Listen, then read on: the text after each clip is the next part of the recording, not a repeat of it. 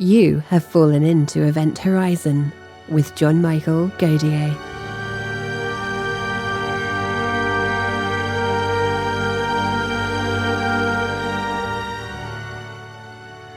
In today's episode, John is joined by Timothy Phillips.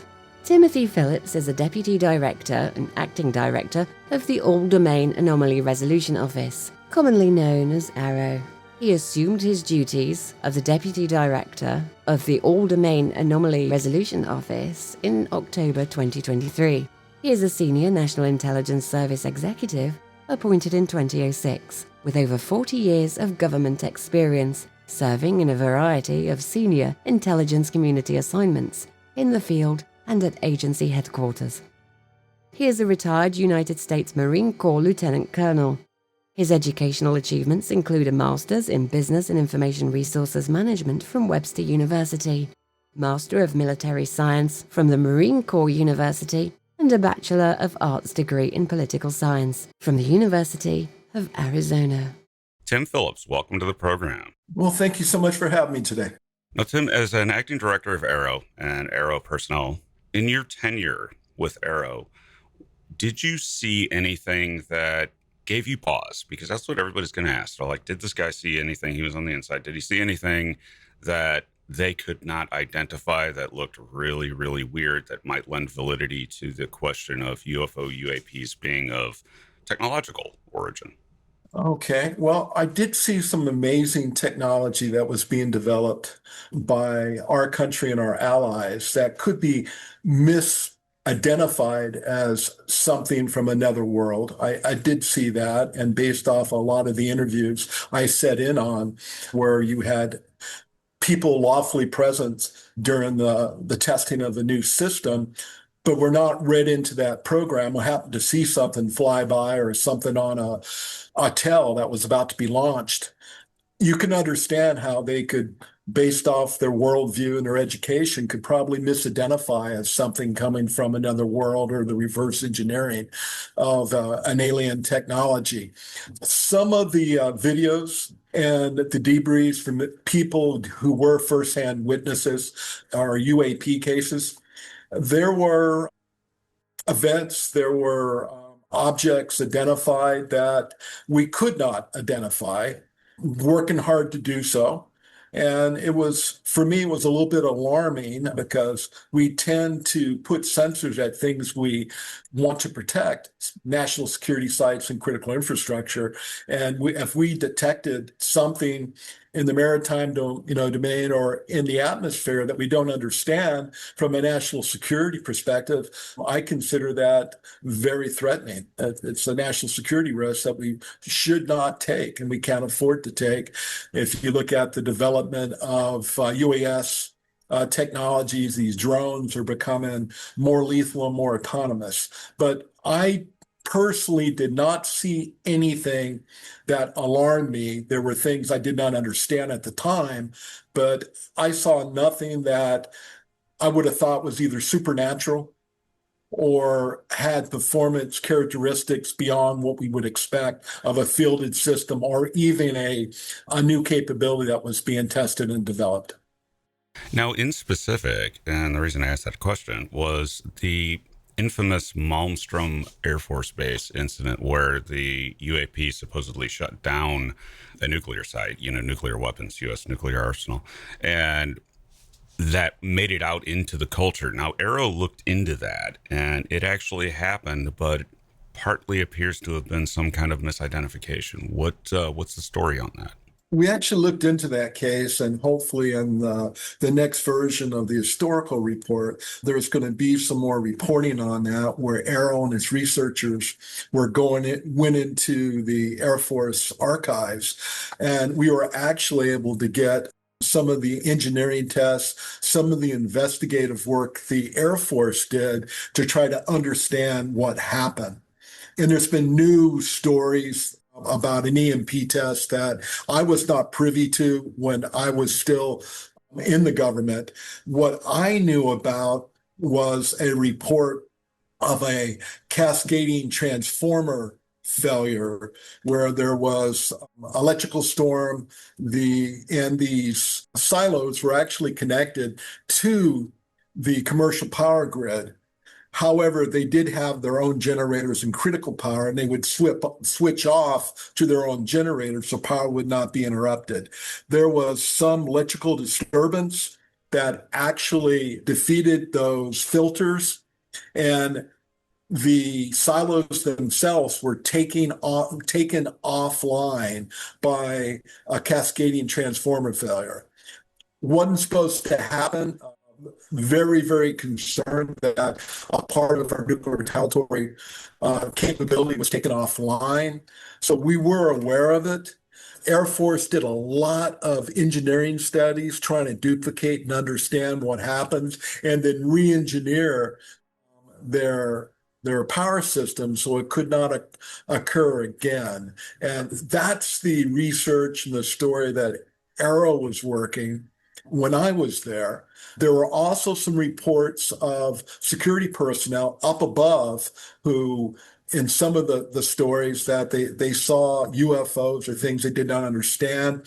We were able to get logs at the various towers, and we did not see any evidence of UAP or UFO activity in the journals and logs that AARO actually got to investigate. So that's what I'm aware of, and I'm sure when AARO gets through the coordination and staffing process, they'll be able to share more of that in their formal report to Congress, which will be a releasable unclassified version they'll share with the American public.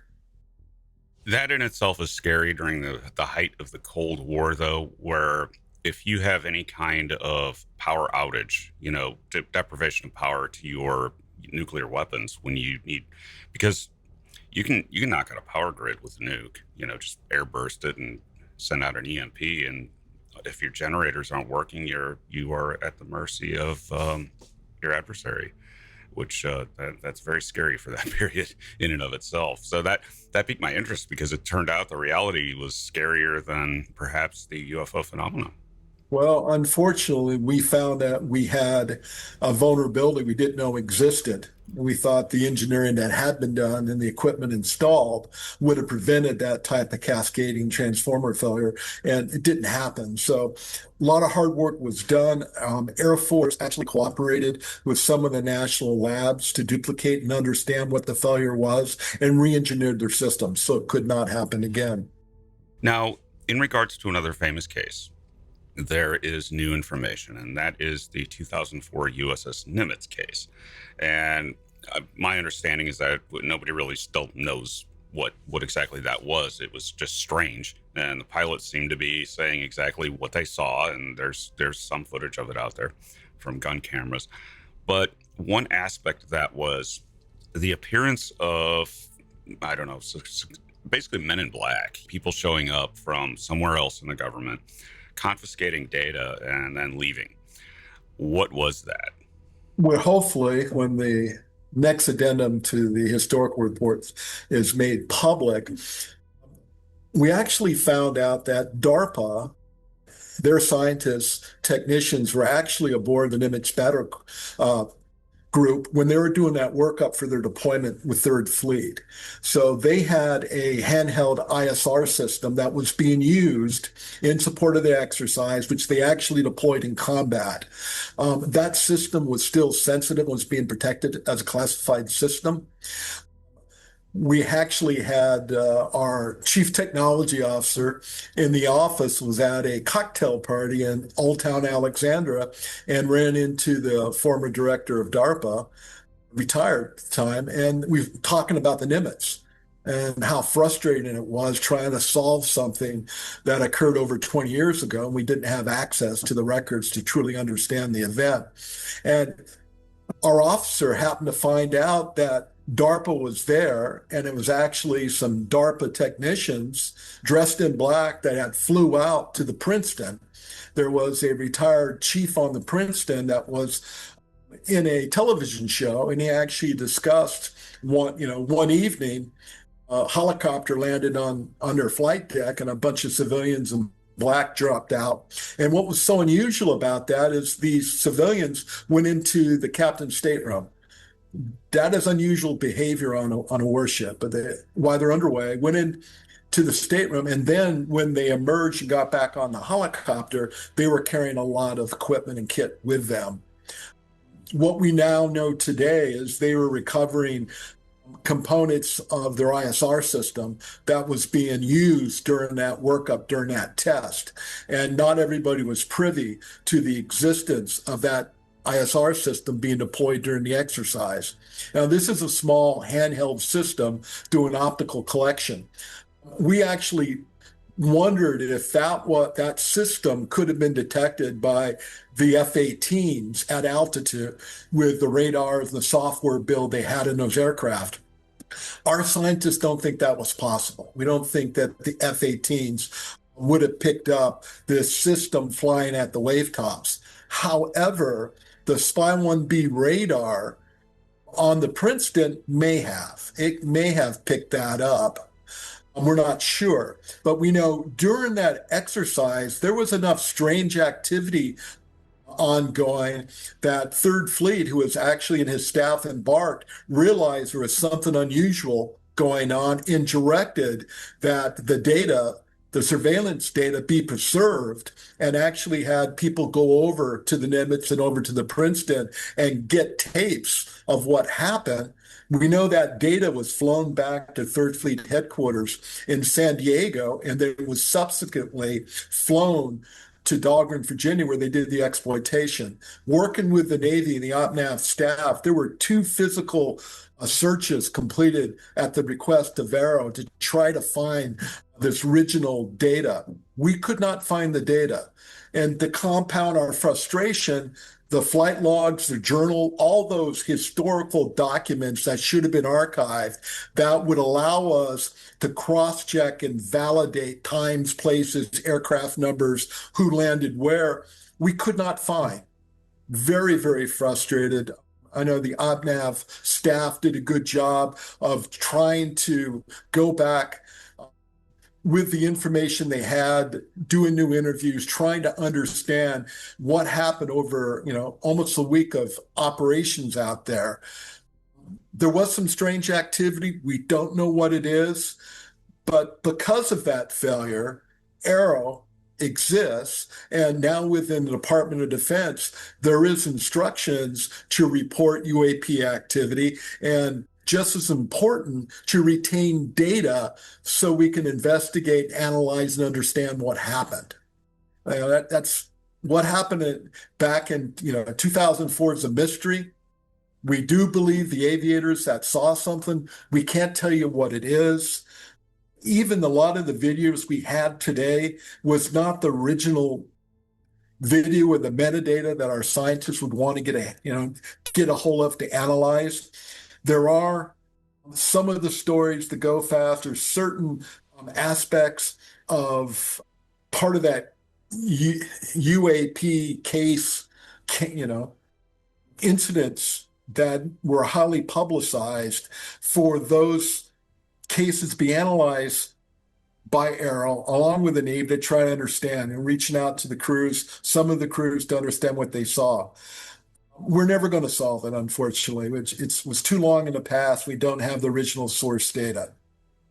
But the good thing about it is, due to the reporting of people who actually got it to the attention of both the American people and Congress, AARO was enacted into law, and now you have an office that has a trained staff, has the legal authorities and operational authorities it needs, and it has the expertise to kind of analyze what's going on. And within the Department of Defense, there is a draft instruction.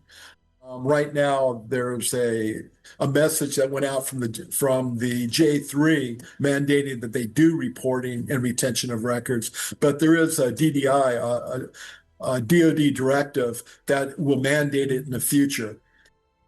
I had reported that up through my chain of command, and I know that the DepSec was kind of amazed that when she asked how long would it take AARO and the Joint Staff to actually have an instruction issued to the Department of Defense, to DoD, and I had mentioned it was about 3 years. And it's probably going to take that long, maybe a little bit longer with new administration and new staff there. But it takes a long time through the bureaucratic staff there, to put out new instructions to the force. Is it possible within government, and I ask this as a broad question, you having worked in many areas of government, is it unusual that that data was missing? In other words, I mean, it seems to me that the data from the Princeton would be valuable because something spoofed the radar. And it seems to me you'd want to know what that is. At least according to what's out there publicly, and that it was, showing returns of something, and we don't know what that something was. And then the pilots went out and saw the something, so there was something there. But it seems to me that would be data you would want to preserve, because that's the phased array radar of an Aegis cruiser. So is it unusual that was missing? I mean, have you looked into other cases and found holes like that? And is it possible that someone scrubbed that data? It was a comedy of errors. I don't know if there was a nefarious actor that did their best to destroy the evidence. We don't know. There was a good faith effort to try to find the original records to understand those events. I don't think we're ever going to know. It was so long ago. We have the observations of the aviators. We know that aircraft were actually vectored. They picked up anomalies on their radar. We know they had track data. There was something there. They actually, sent F-18s to go take a look. At one time, we understand from interviews, they actually shut down the training and the evaluation because, they were concerned about some of the operational tracks that were showing up on the radar systems that they went off and investigated. Don't know what it was. There were probably other players out there, and we did not know that DARPA was part of this until last year is when we found out. Because there may have been other technology or other capabilities being tested. There was some observation about some bubbling, some things under the water. And we know that there are technologies where, things actually go from one domain into the other. Not sure what happened, and I don't believe we're ever going to know. So if there was somebody who was intentionally trying to hide, data and the facts about what occurred out there, they did a good job because we couldn't find the original, source data. Yeah, and it's always possible it'll show up in a warehouse. Good. At one point with NASA, there was entire reels of footage of the Apollo missions that had thought to be lost until they found them in a warehouse, and they had been forgotten, and they were able to restore them. Same with the nuclear test footage from all of the tests during the Cold War. That footage only recently came to light and was restored by a project to restore that film. So stuff disappears. Well, we actually had a few dividends from that effort. I know there was an Atlas missile test from Vandenberg where there were claims that an alien spaceship interfered and there was a laser that destroyed the rocket as it was being tested from Vandenberg. And we actually found out that there was a test and there was destruction of a rocket and a warhead, but that was part of a test that the Air Force was doing to test the resiliencies of our systems against Soviet countermeasures. And I know that AARO had spent a considerable sum going back into the archives and getting the original 35 and 70 millimeter film, digitizing it.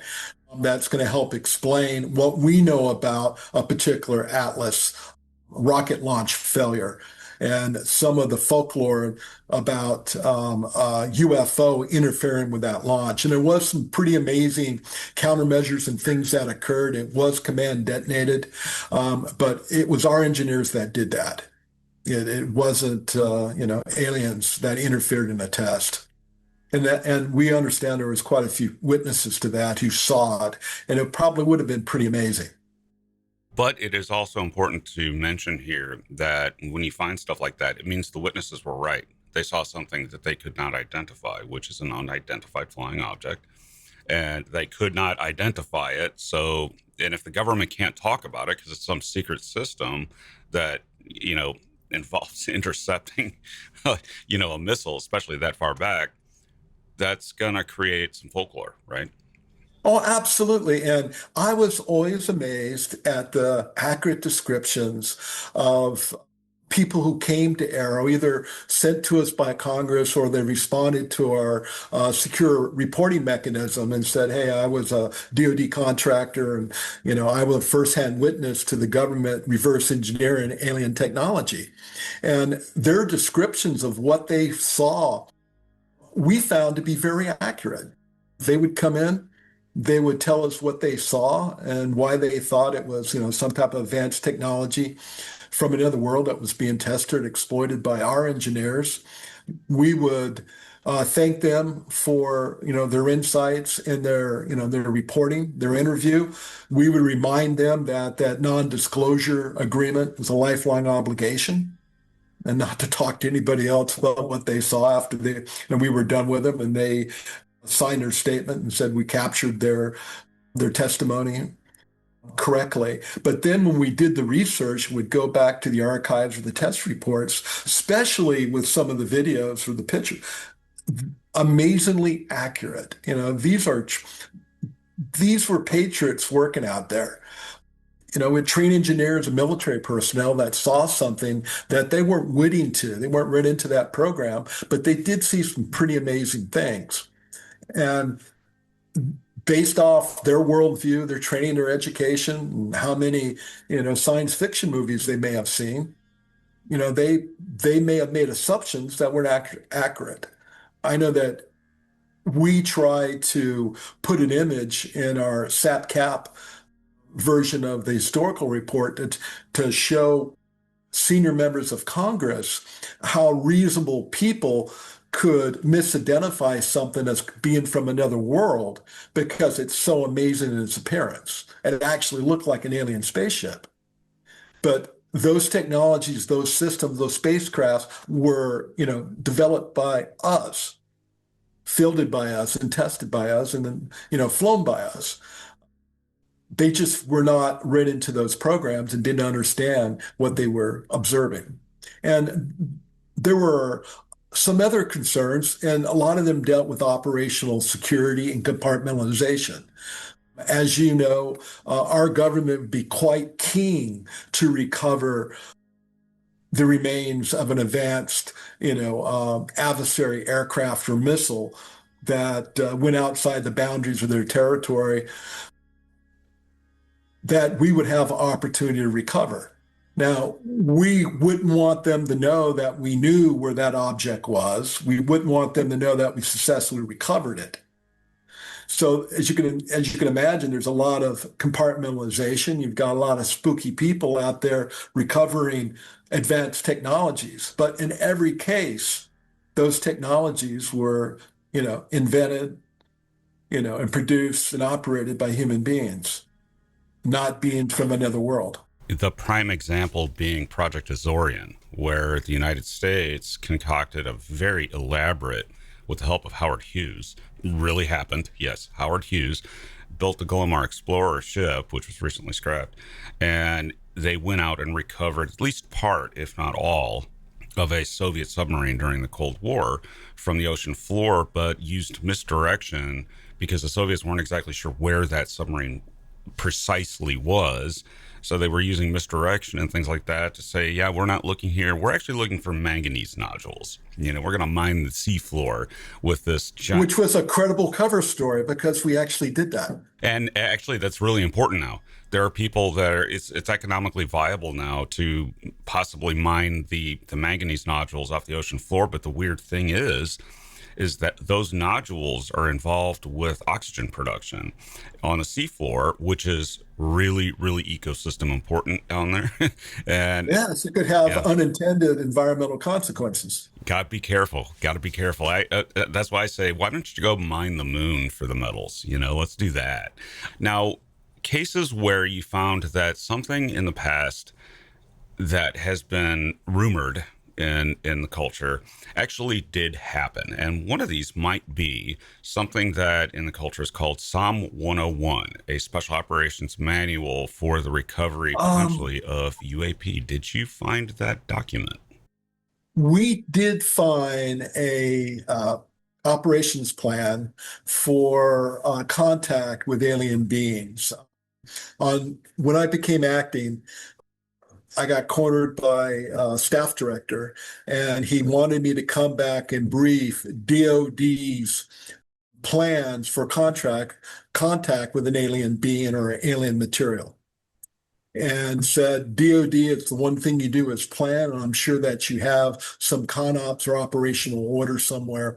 Come back, and I want you to, brief us on what the plan is. And it seemed very, very reasonable to me. As you know, I didn't come from the UAP world, so I came back to the staff and informed them of the request, and they started looking with the cooperation of the joint staff, trying to say, what do we have in a way of a contingency plan or an operation order on how to deal with that first contact with alien material or an alien being. We were astonished if we couldn't find a current plan.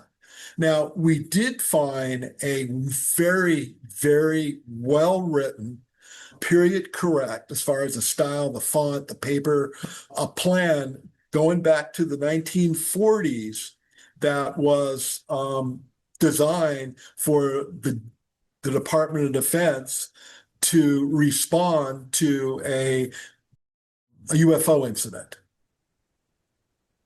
However, when we worked with the archivist, we were trying to determine, was this a real plan? And we never could find proof it was. Now, maybe it was and did a wonderful job suppressing it or controlling it, but we never knew. And I don't think we spent a lot of time researching a past plan. And we started working on DOD support to a recovery of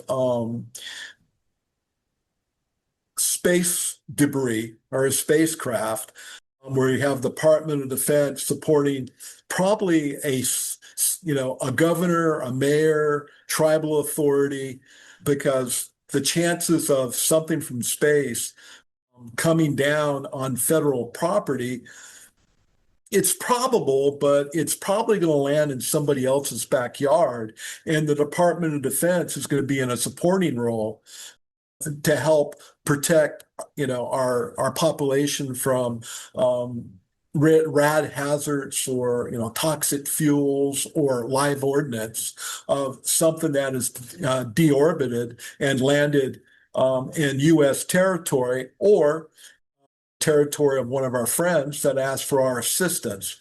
And we started working with the Northern Command J5 because they're responsible for the defense of the homeland, and that would be their response to state and local tribal authorities if we had an incident like that. And we do have highly trained teams on alert that is their job, to recover a fallen spacecraft or debris, because based off the power supply on that unit, if it's a nuclear reactor, that could be bad, or some type of fuel that could be extremely hazard to living beings. So we have people trained. DOD excels in the logistics, the security, the command and control, rapid access to scientific capability and engineering expertise, where DOD is just probably the right organization to provide support. But we also understand that we may be supporting the effort of a governor or a tribal authority, because that's where the thing landed. And that's important to remember, is that the only real way that the federal government can go onto private property is with a court order or eminent domain and actually acquire it. And there are cases like the famous Broken Arrow, where we dropped a nuclear bomb on ourselves and it didn't explode, but almost did. And the government to this day has to curate that because it's, I think, too deep and too fragmented to actually recover. So there's a U.S. nuclear bomb from the Cold War sitting in South Carolina or North Carolina, wherever it is. But let me ask you this, and this is going to be the point blank question, because everybody that's into the UFO, ufologists that study this, which they certainly find a lot of interesting stuff, and I'll get to asking about that soon.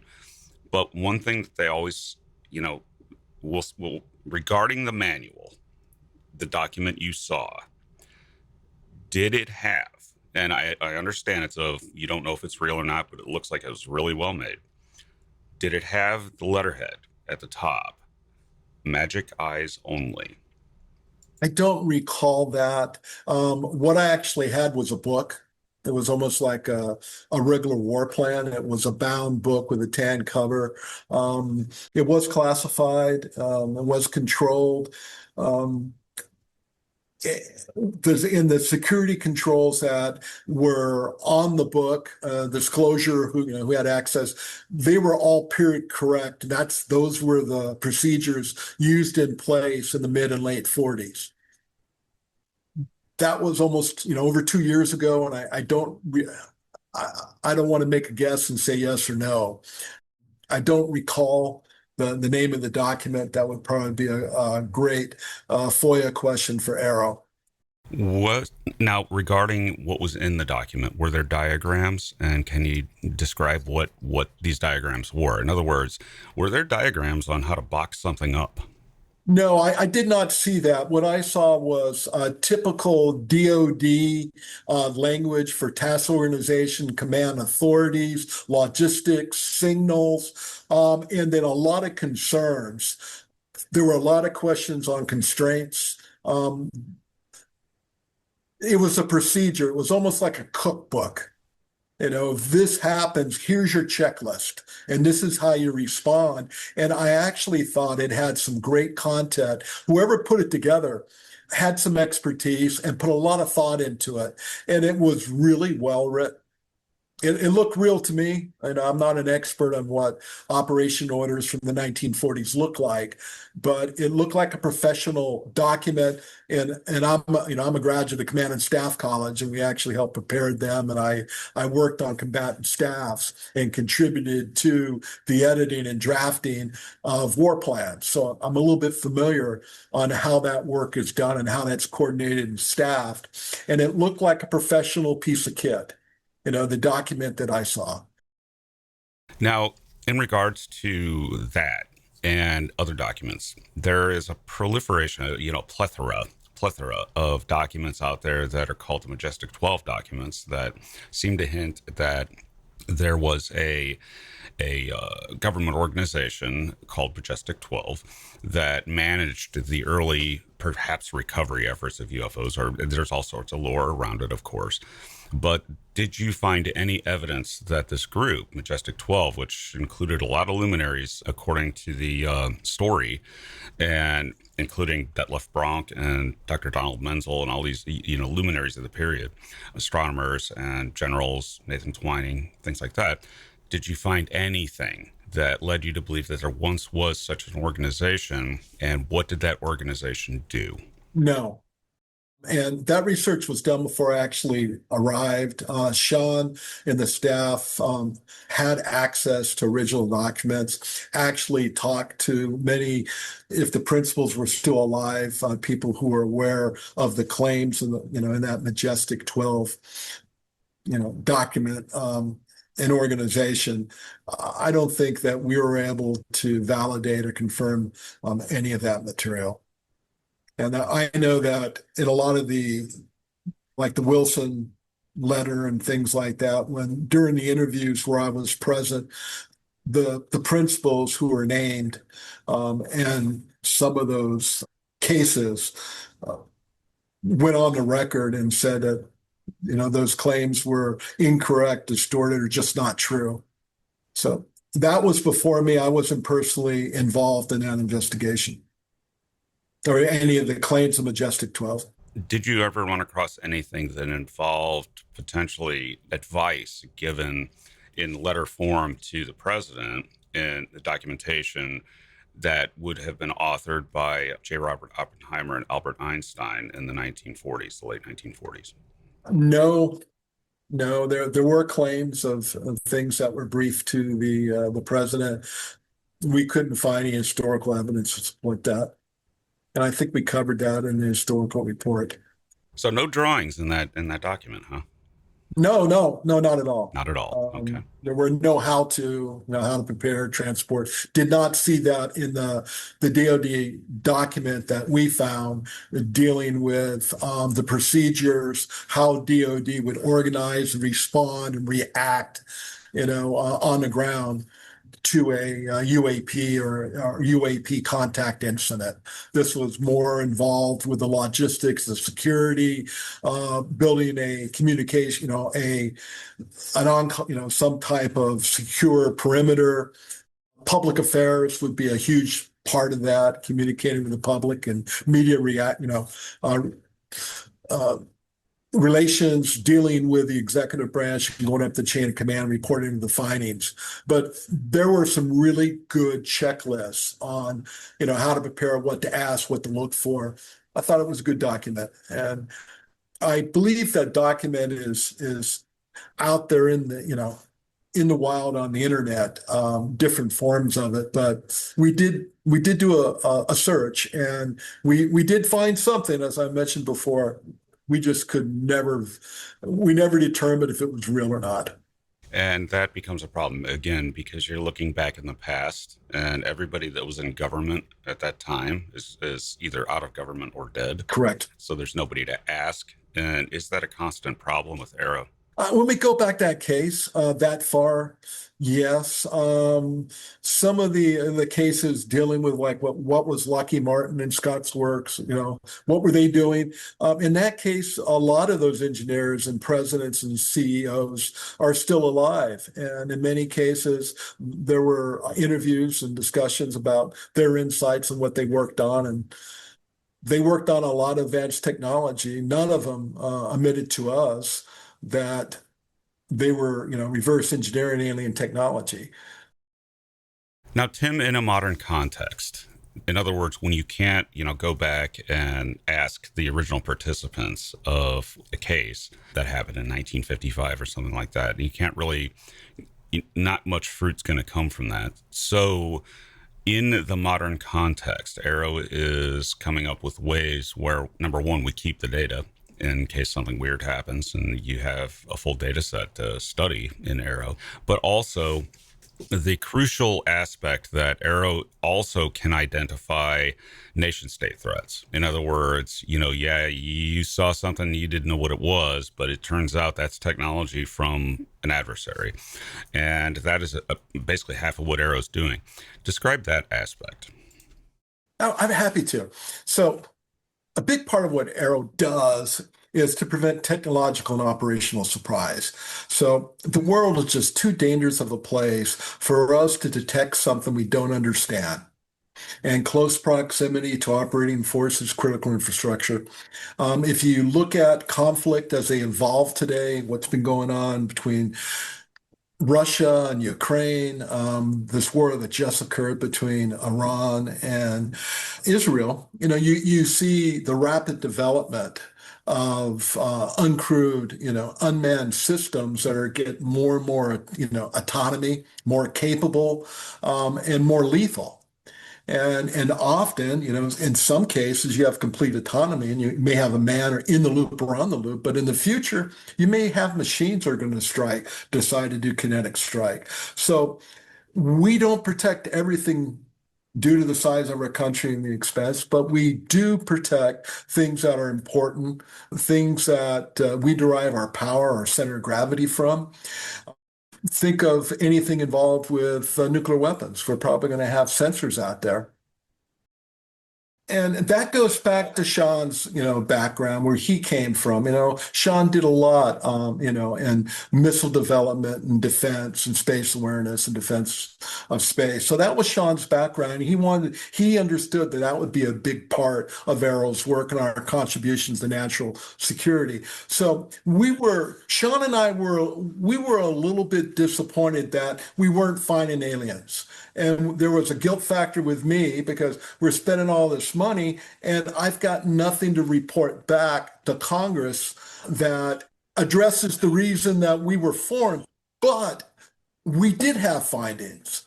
So we did find cases of advanced tradecraft where an adversary was using tactics to divert the attention of our security personnel as they were conducting a test. We did find evidence of that, and we did report evidence of that. We did find either a training or a configuration issue with some of our new advanced aircraft that were getting targeting solutions on something that wasn't there. One of the things that we were extremely proud of is how we took some UAP reporting by aviators out in Westpac, and we were able to, working with the rest of the community and working through the data, the sensor data collected by U.S. operational systems out there, where we had report of UAP, but working with the intelligence community, we said, no, that's not a UAP. That's a new adversary ISR system that we haven't seen before. So we had a partial signature, and then using some of our analytical capabilities and that of our agency partners, we were able now to understand that our adversaries had fielded new operational capabilities that were initially detected by UAP reporting by U.S. aircrews, which is a huge operational success, an intel success. And those are the things that we brief Congress on. And now the public's not going to get that information because we don't want to give away what we know about our adversaries' capability. But AARO contributed to that. Now, Tim, AARO has multiple jobs. It's not just a UFO office, and it was stood up not only for the reason of, and we have to credit Sean Kirkpatrick for this, but not only for the reasons of looking into unidentified objects, aerial phenomena, but also identifying nation state technologies that are being deployed, new technologies, and understanding them. And we live in a world where a freighter pulls up near a U.S. Navy vessel and launches a bunch of drones, something like that, and spies on it and tries to probe its capabilities and all the things that they do.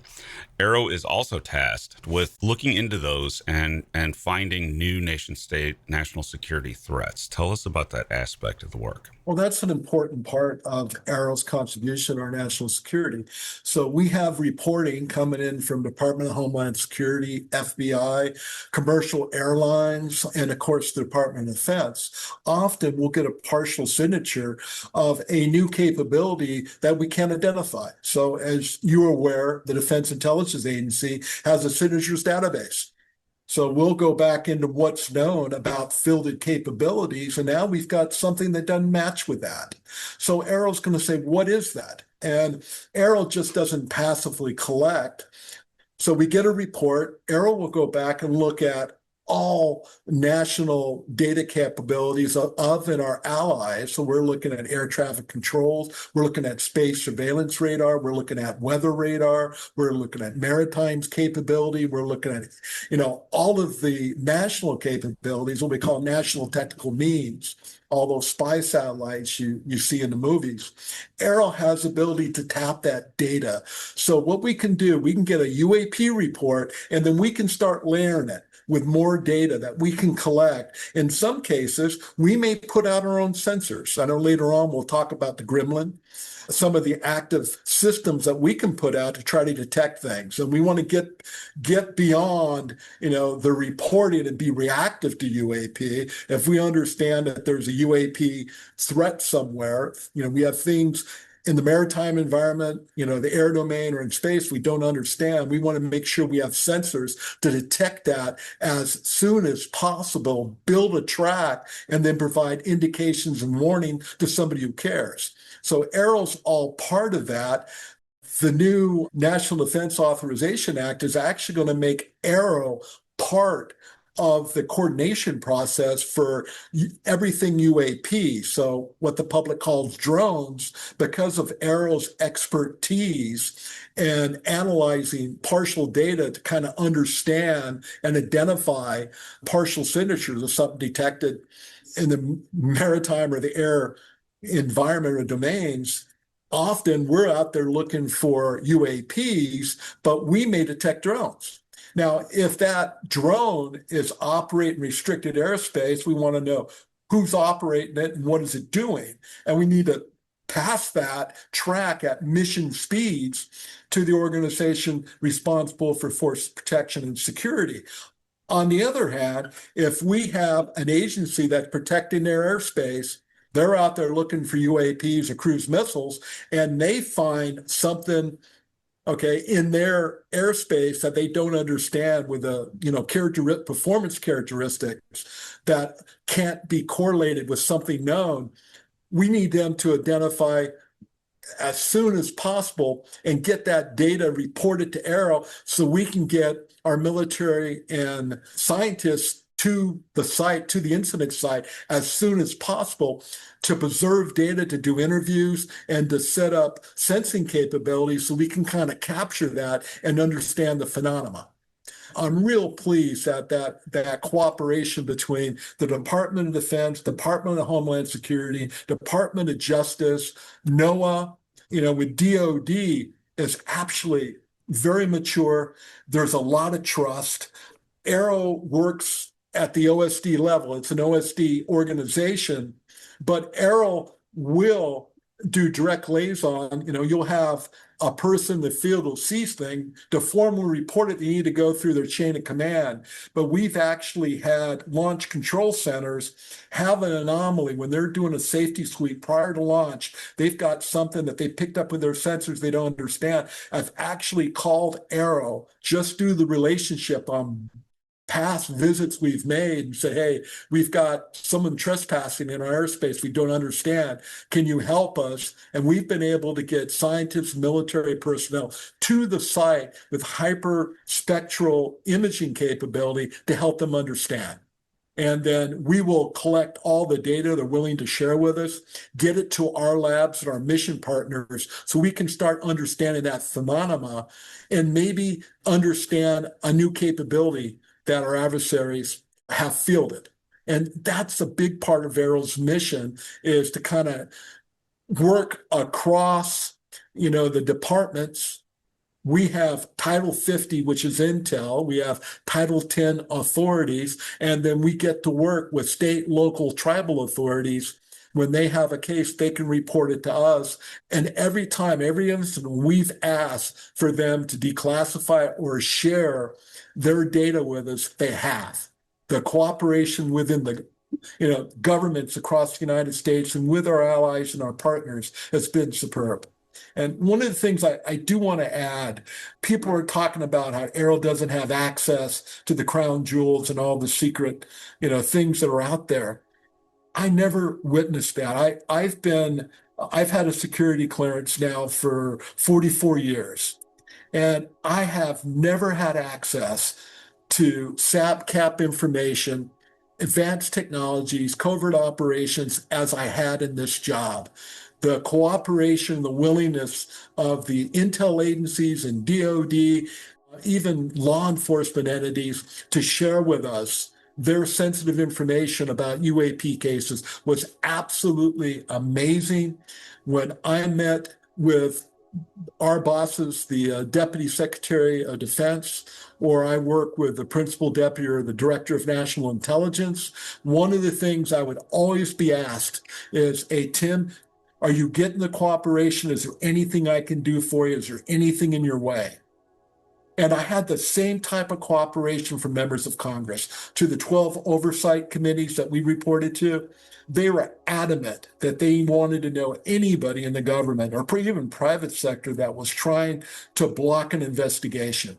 And it just didn't happen. There was one agency that was reluctant to share a picture of a covert action, something that they were doing at a superb capability. I was asked, do I need any help? And I had actually asked if they could convince this agency to release an image to AARO so we could put it in the SAP-CAT version of our historical report during the coordination of that document. In that meeting, that agency director was called and was told to give Tim what he needs. I have never seen that type of cooperation and willingness, to open up these these compartments for these sensitive programs we try to protect, and we did. Now, that was also, I'll tell you, a challenge that we did have. Often when there would be an incident, we would have to determine, was that a blue system? So we've detected something, we don't know what it is. One of the questions we have to ask, is it one of ours?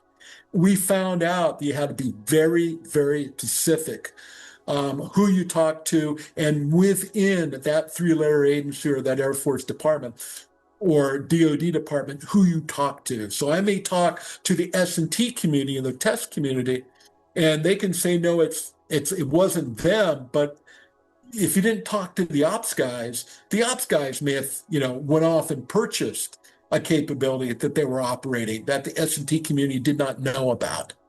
So we found that to be a little bit of a challenge, and we just took more time doing that staff coordination and asked and pointing questions. But I do want to say for your audience, there was superb cooperation. And I got to say that the political, the confirmed Senate appointees, these cabinet officials that we work for, they wanted to know the truth.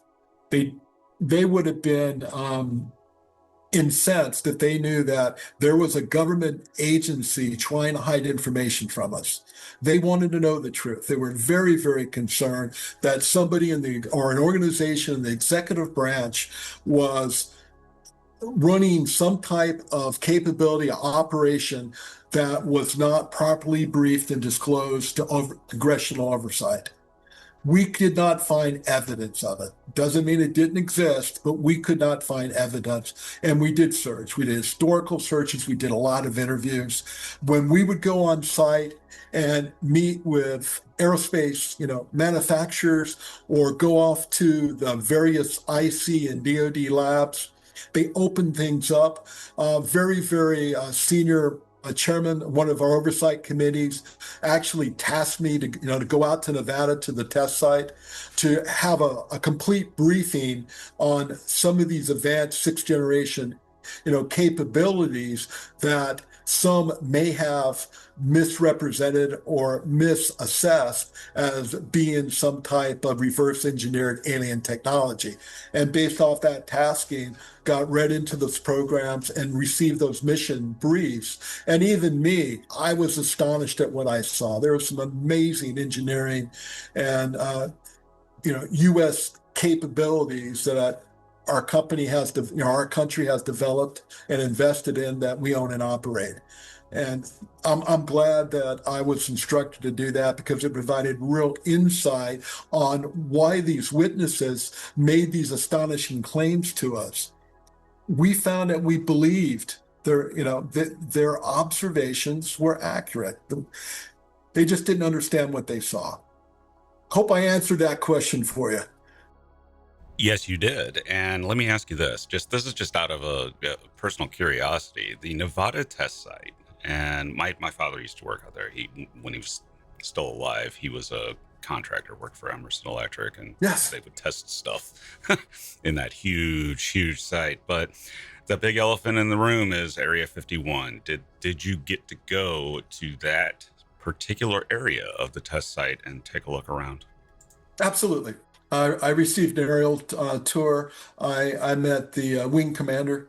They gave me a historical overview. There's a lot of historical sites there on the site that they're attempting to preserve, going back to the old CIA days and the development of the U-2 and some of the other aircraft out there. But yes, I think when we were talking earlier before we went live, I had mentioned when I got off the plane and I was being greeted by the commander on the tarmac right there. I looked over and there was this beautiful 1950s era aluminum car size UFO sitting out there parked. And I kind of turned to him and I said, "What's that?" And the good colonel had, talked about the parade they do. They've got a lot of people are isolated out there in that high desert, and part of their morale, the things that they do, is they have a UFO parade, and that was one of the floats that was superbly engineered and manufactured, sitting out there, where it could be observed by many of the people on the mountaintops trying to get insights to what type of vehicles are being tested out there at the Nevada test site. So, yeah, it's an amazing place. I wish some of the artifacts could be in the Smithsonian, and maybe someday they will. Probably, probably. But I wonder what I have to wonder whatever happened to the Soviet defector plane that flew over here and landed during the Cold War. What did we do with that? Did we scrap Oh, it? the one that went in Japan, the MiG-25? Yeah, the MiG-25, and that, and then also, anything related to like have blue. We know what blue means.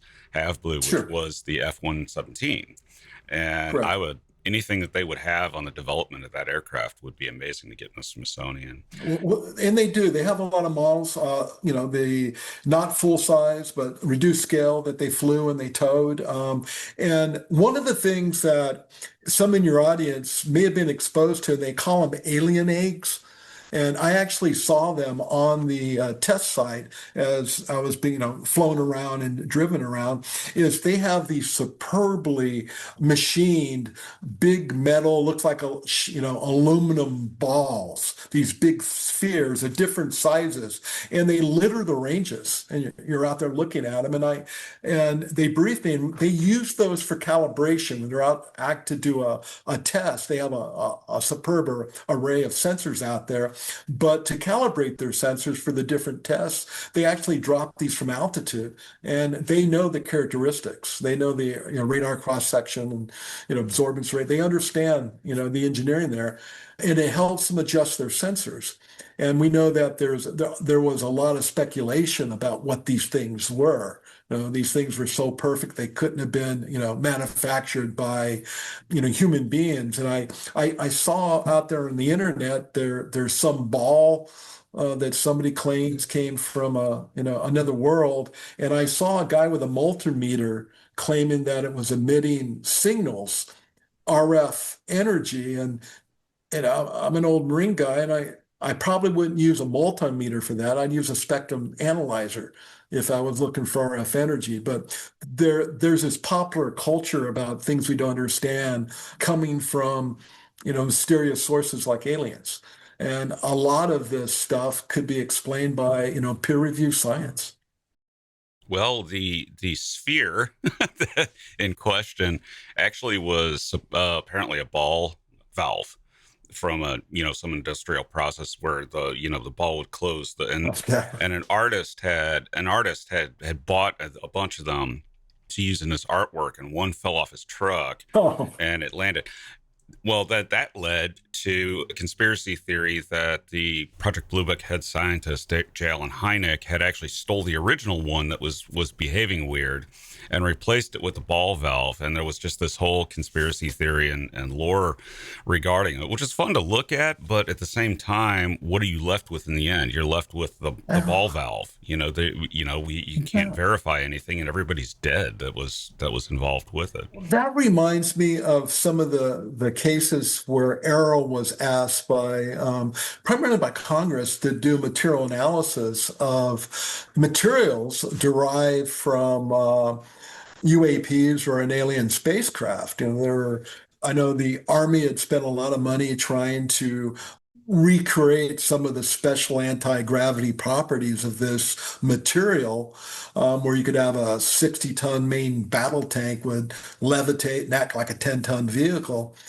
So AARO received this equipment or these metal fragments, and we, as you know, we have a relationship with the Department of Energy and their various labs, Sandia, Livermore, Oak Creek, a lot of the old, nuclear weapons, program infrastructure.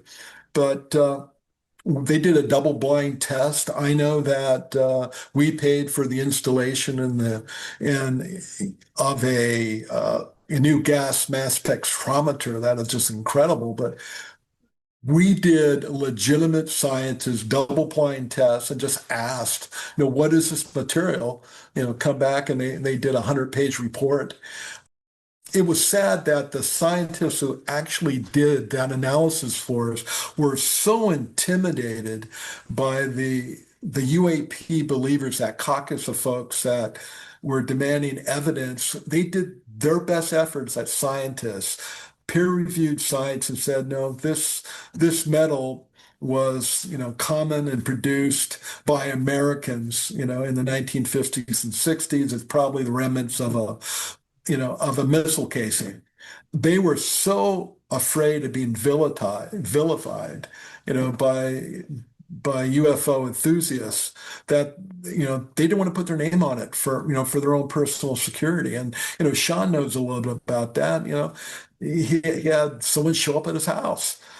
For some, the belief in this stuff it's almost a religion. And one of the things that we were always careful to do when we hired staff, and we were able to hire some of the best and brightest out there, is if people were hard over either way, they with scientific, conviction that there could be no, alien life force, that could make it here just due to the issue of distance and time. Or someone who is a true believer and said there was an alien behind, every unexplained incident. That's not what we wanted on the staff. We wanted people that were willing to analyze the evidence, that was available to ask insightful, questions and be able to, run every lead and be open-minded about it. We were neutral on the whole aspect of the supernatural. I'm a Christian, so I believe in supernatural things. I think there could be a dimensionality where the rules of physics, as we know it in the universe that I live in, the dimension I live in, I have to comply with it. I'm subject to that reality, but there could be another dimensionality. It could explain some of this stuff. But the scientific proof, the evidence that we could gather, we found nothing supernatural. We did discover things we can't explain, and we like to know more. And we want to be proactive. We don't want to, what we want to do is instrument, provide sensors, try to detect these anomalies as soon as possible so we could direct sensors and get more fidelity, more collection, and then eventually better understanding on what this phenomenon is. We've made huge investments in computing and in storage and providing a network from the sensor, trying to do as much as possible at the edge to discriminate, especially against known signatures that we're aware of, so we can send back the true anomalies back to the scientists so they can understand and create new knowledge or intelligence in the case of some of the adversary ISR systems that we help develop. That's what AARO's in the business to do. If we find aliens, Nobel Prize. I'll tell you, we thought about that, and we do have an understanding that it's not going to be the director of AARO that's going to share that with the public. That decision, how and when, will be up to, first through the chain of command, up through the Secretary of Defense, and with the executive, the President of the United States. That's well above our pay grade, but we haven't found it. There's a lot of scientists that would love to be credited with those types of discoveries and aggressively look. Oh, absolutely. Absolutely. We weren't afraid of it. And the talent, the people that wanted to come into AARO was absolutely amazing. The current director of AARO had actually applied to be, when I was the acting, I'm not a scientist. I'm an intel officer and a retired Marine. I know my limitations. And for the credibility of the office, we had to find another Sean. We had to have a credentialed scientist to be the director of the organization. And that was the constraint. Everybody understood that, and we were looking for the right person. But John Kolosky, applied to be my science director, and he was superb, and I would love to hire him in that job. But I was only funded at a GS-15 rate. He was a senior, and went back up and asked my seniors, hey, I've got an absolutely superb scientist. I think would make a superb director. And I got to say that John, the director now, is just an outstanding director who's got a keen mind, credentials, comes from that mechanics or that quantum, processing mechanics from the NSA world. Absolutely brilliant. Wants to do a lot to get outside of the security bubble we often operate in and have, science challenges the way NASA used to do, where we can get some unclassified data of a case we don't understand and present it to the public as a challenge. Say we've worked this. Citizen science. It's science. We want to do that. We started to cooperate and actually work with some of the UAP enthusiast groups, these special interest groups. Some of them, SCU was one, they sent us a PhD dissertation that was superb. It's the type of analytical work and rigor that, as an Intel professional, we would have used. And I think cooperation with these legitimate scientific organizations is something we need to do. I do not believe the federal government, the U.S. government, has a monopoly on UAP knowledge. I really think that we need to have a white tent. We need where we don't have this national security concern. We got to protect something. The fact that we've detected a UAP is not classified unless it's in a restricted area, or we detected it with some type of sensor that we don't want to share its characteristics with. We want to protect methods and sources. But the fact in our own classification guide, we found aliens is not something we would have classified. Now, the public disclosure would have been a decision by, the DOD, the Undersecretary for Public Affairs in the White House, not us. But the fact that we detected something we don't understand wasn't necessarily a classified event. And we did our best, trying to collect data, primary data, unclassified data. There was a lot of SAP-CAP data that we had to protect due to the sensor and the location where that data was collected. And we had the means to store and manipulate and then aggregate classified and unclassified and public information, where that aggregated data could be very, very sensitive and very useful to our adversaries. But we were able to protect it, and we are protecting it.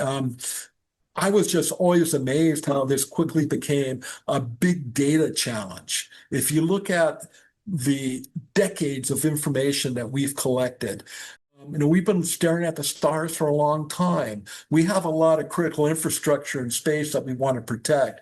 We actually have a document with the space community where we have defined a UAP in space and what AARO's role is.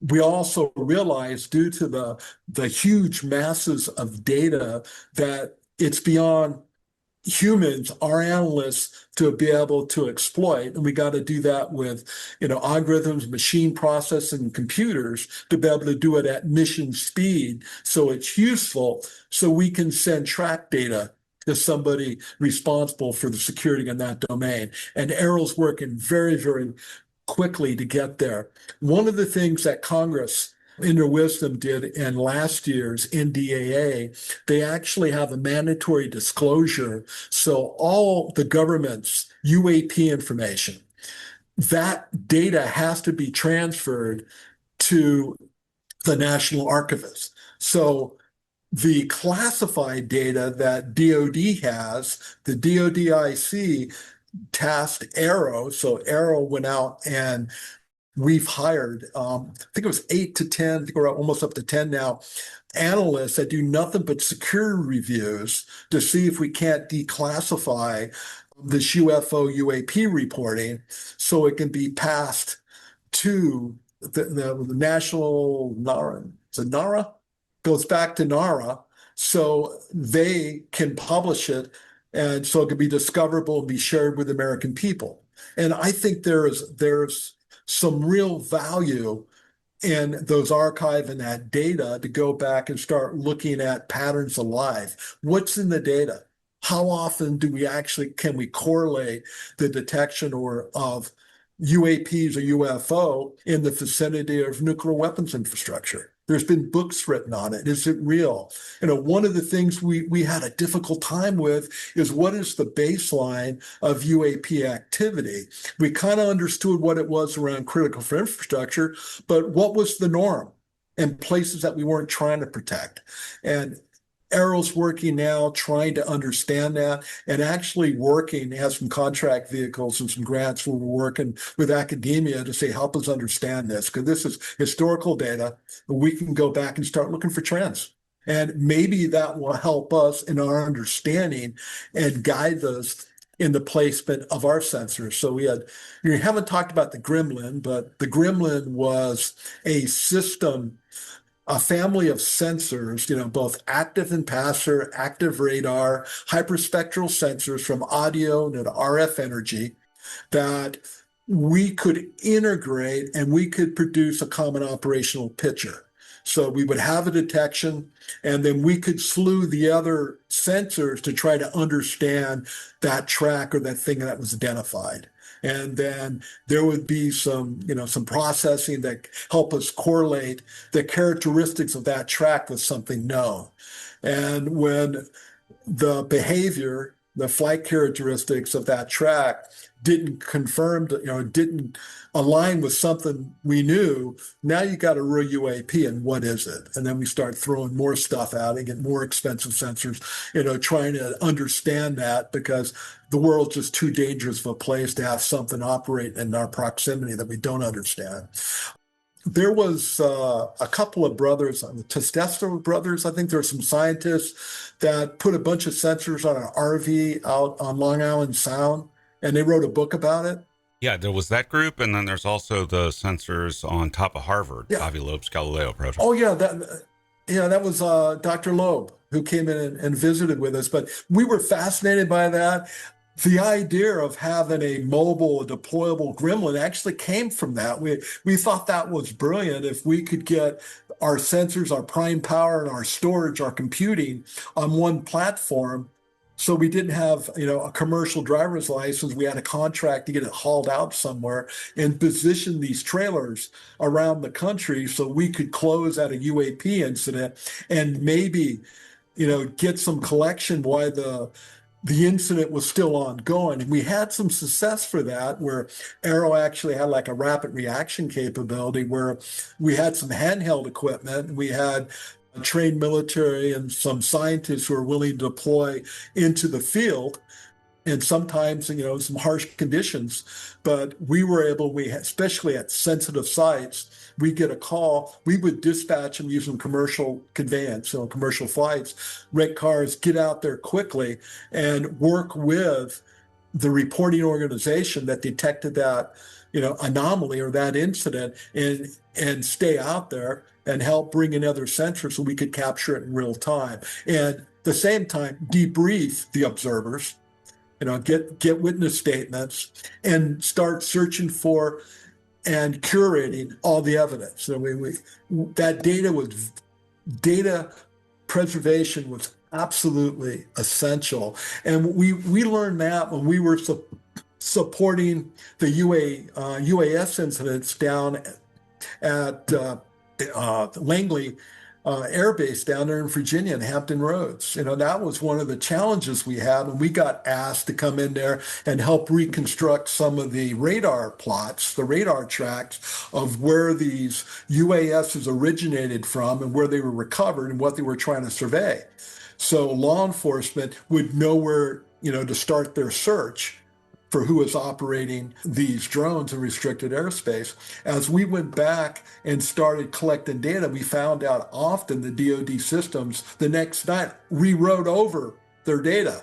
So we had a very, very hard time trying to reconstruct data so we could understand the incidents that happened down there at Langley. We learned a lot about it on that data preservation. We also found out that the FBI and their field office was very cooperative if there were claims of evidence, forensic evidence at an incident site where they helped us in the sanitation, actually processing the site. They would treat it like a crime site, treat and follow the Department of Justice rules for the collection of evidence, that curation process, where they actually helped us at a couple of UAP incidents where they were in the field doing their forensic, examination of a UAP site.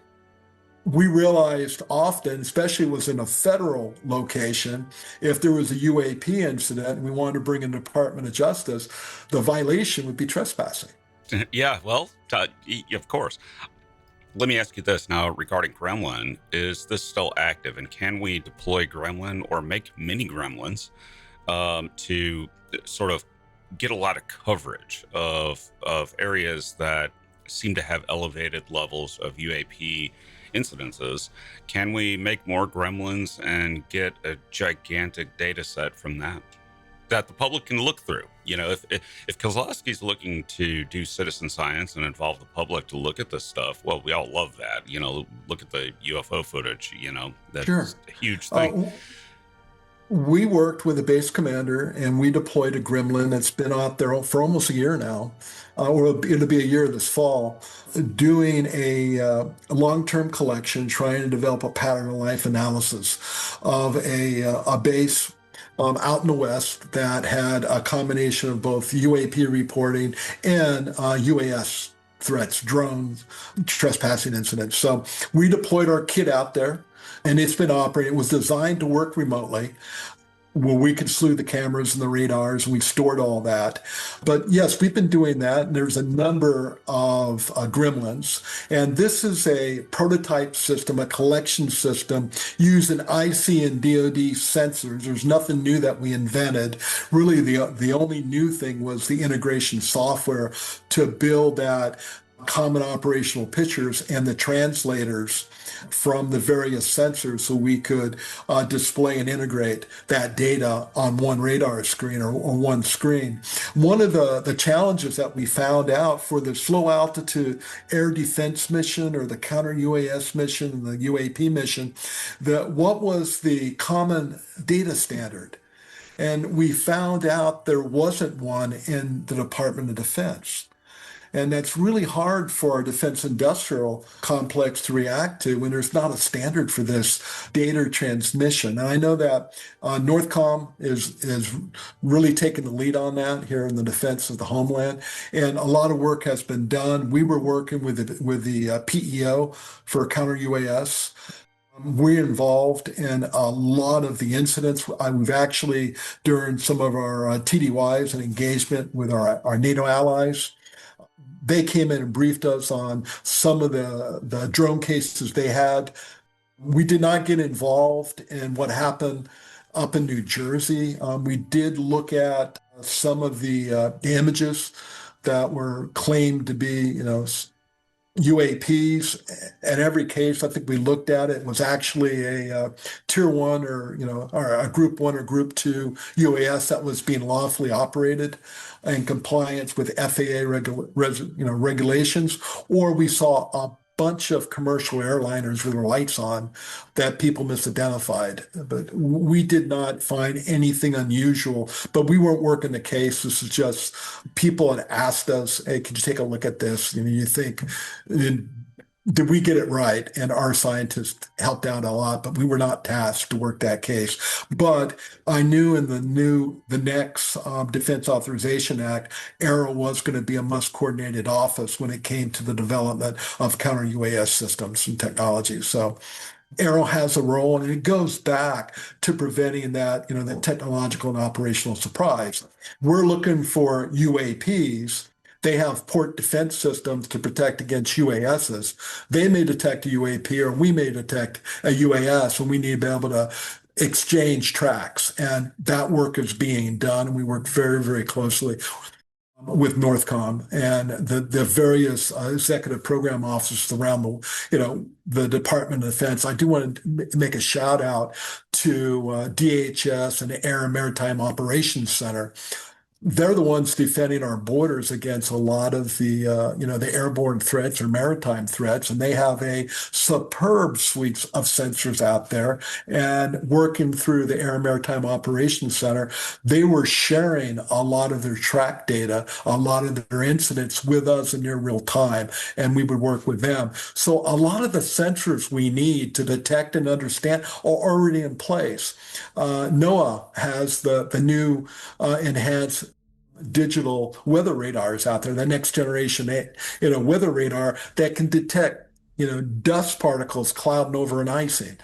You have that data. We worked with MIT. They had developed a mechanism where they could take that data. We could give them the parameters, the performance, the UAP things that we were interested in, and they could siphon off that data and transmit it to us so we could get it near real time. You know that we do defend things we put up on space. We have various DoD and commercial capabilities, Department of Commerce. NASA's involved up there doing deconfliction and data, control. We work with international organizations. So there's a lot of surveillance in space. We're looking at uncorrelated tracks that now their orbits degrade and they enter the atmosphere. Well, first thing we want to do is that a re-entering warhead? Is that a threat? If it's not a threat, it could be a piece of space debris, or it could be something else that's not understood. In the past, that data, there was no organization that was motivated, had the means to actually explain and understand that. When I left, AARO is in the middle of working with Spacecom and the Space Force, actually to have like a little war game to play out how would we, at mission speeds, be able to be involved in identification of things deorbiting and coming into the atmosphere that were not deemed a threat. These are UAPs we don't quite understand. Pass that to AARO so AARO can do some analysis, and then at mission speeds go back, update the space vaults and the various databases so we can start to have an understanding of what's going on up there. And I thought that we wanted to truly serve as the All-Domain Anomaly Resolution Office from space to the bottom of the ocean. The maritime environment was quite complex. The community, for the most part, was worried about the sound of steel moving through water. That was their primary concern. They were probably more compartmentalized than the space folks were. We did help them. We did go out in the field with some of our people working in that domain. But to tell you the truth, where we were the weakest, we had the least capability, was in the maritime domain. And that was probably our third priority. We understand. Follow-up question there. I hate to interrupt, but Sure. All right, can you make maritime gremlins and deploy them on the U.S. attack submarine fleet to clarify anomalies that they see, which, as I understand them, show a signature of metal moving through water, which sounds like a torpedo. But once they determine that it's not a torpedo, it's not a Russian sub, it's not a Chinese sub, they just move on. They're like, we don't know what that is. And we don't care. Is it shrimp mating? We spent some time up at ONI talking to the community. We're probably not going to invest in using introducing a new data to that environment, as you know how first of all, how large it is and how little is understood about, our maritime environment. But there's a lot of existing data that's not fully exploited. And I think that's where AARO's role is. So essentially, you're going to look at the data, but not apply the same filters that they did. Correct. In other words, once they eliminated their threats, they're like, this isn't going to hit us, and it's not, this isn't Russian or Chinese. You're going to then go and say, well, what is the data set from the submarine that what is the raw data, and what can we try to figure out based on what they saw on their sonar return, right? Well, there is the great satellite, a parking lot out there in the southern Indian Ocean where we deorbit things because it's the farthest from, inhabited land. Right. where the population could be endangered. But we kind of understand the acoustics, the signature of something coming into the ocean. We also really understand things coming out of the ocean like a rocket. We understand that, and as you know, Of course, that's a nuclear ballistic missile coming out of. absolutely, absolutely. And there is a lot of data out there. And we think there's room where we can filter what we need, where we've got this new signature that's not understood. It's not a biologic, it's not some animal. What is it? And can we correlate that sound with a track that we were able to establish? Something that we detected. We have a track, we know, it deorbited here or went in the ocean here, or it came down there. It could be space debris. And we do a pretty good job trying to follow that stuff, but we don't do as much in the maritime environment. And as I said, it was the third priority, and we needed to do what was most immediate, was airspace. And there is a true bias to the national security community is kind of what we went for first. Space, there's tons of existing data that hasn't been exploited that could provide some understanding.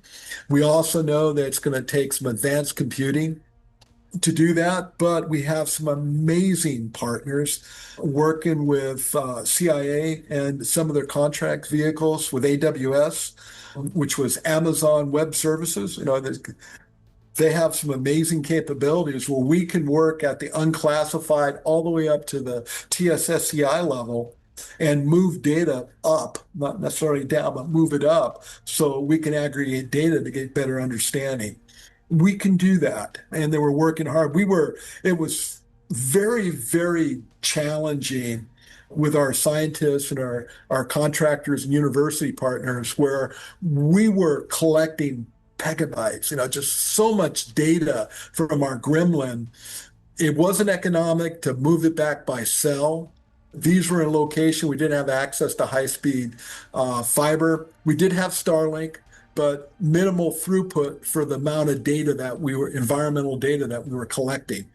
So we were putting it on data bricks and we were flying it back around, and we double encrypt it, and we were only we didn't want to store blue sky. We wanted to capture real events. But just a massive amount. We learned so much about trying to get it from a drive into the cloud without corrupting it, and then manipulating just due to the size of these files. I'm sure now, I've been out of the government for a few months now, I'm sure it's been mastered. And I think there's a treasure of information. I know that the current director wanted to do some of these science challenge, with academic partners and go out there to the public. And I know that there's a lot of source data that we could share. And, there's people out there with analytic techniques and solutions that are not imagined by the government that I think could help us understand this phenomenon. Look, the reason AARO exists is we have failed over 70 years to truly understand it. And AARO is the first organization in law funded by Congress with the support of leadership, with access to sensitive materials, with the legal authorities they need, with the funds to be able to react quickly, to get to a site, to understand what happened. We've never had that before. And it's not buried in a single service. It actually works for the principal director or deputy director of national intelligence and the deputy secretary of defense. You don't get much higher than that in the government to be a direct report to. Now, my interest here is that when we had the massive, tragic disaster of the loss of the Space Shuttle Columbia, this happened over Texas, and south. And the one thing NASA said is don't go near the materials. And the reason is that thing had hydrazine tanks on it. And hydrazine, if it survives, that is very, very toxic. And that's why we use the satellite graveyard. Does AARO have the capability and the intent to try to track, as NORAD once did, when with tracking space trash, to track potentially dangerous satellites that are entering over U.S. territory that somebody could end up interacting with? In other words, a big old circular tank falls and it's full of hydrazine that or residues that survived reentry, and can AARO go and then warn the public, look, don't go near that thing, let us recover it? It won't be AARO that does that. If it happens in North America, it's going to be Northcom. If it happens with our mission partners overseas, it's going to be that geographic, combatant commander. It's going to do that. But that plan I talked about, that I was asked by a staff director, where's DoD's plan for contact with the aliens? As you know, DoD does have contingency plans to recover sensor technologies, and responding to satellite debris that was to fall in the populated area is one of the missions that AARO has. And we have, not AARO, excuse me, the Department of Defense has. Now, we're going to assume that that material is coming from a state actor. Okay, because we're going to kind of understand the pedigree of whatever that device was, where it came from, what its orbit was, its characteristics. And we kind of, supply chain, we kind of understand that.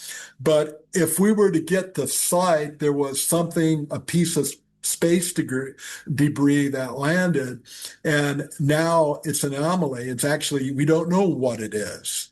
AARO and its contractors and its partners does have a role to understand what it is. And if it, and the preservation of life in the environment, and to protect the public from a potentially a hazardous incident, we would work with our DoD partners and help it, in our case, we're going to want to preserve the evidence and understand what it is, and they're going to want to protect the public and provide that logistic command and control at that incident site. So yes, and there's plans to do this, and this is all DoD support to domestic authorities.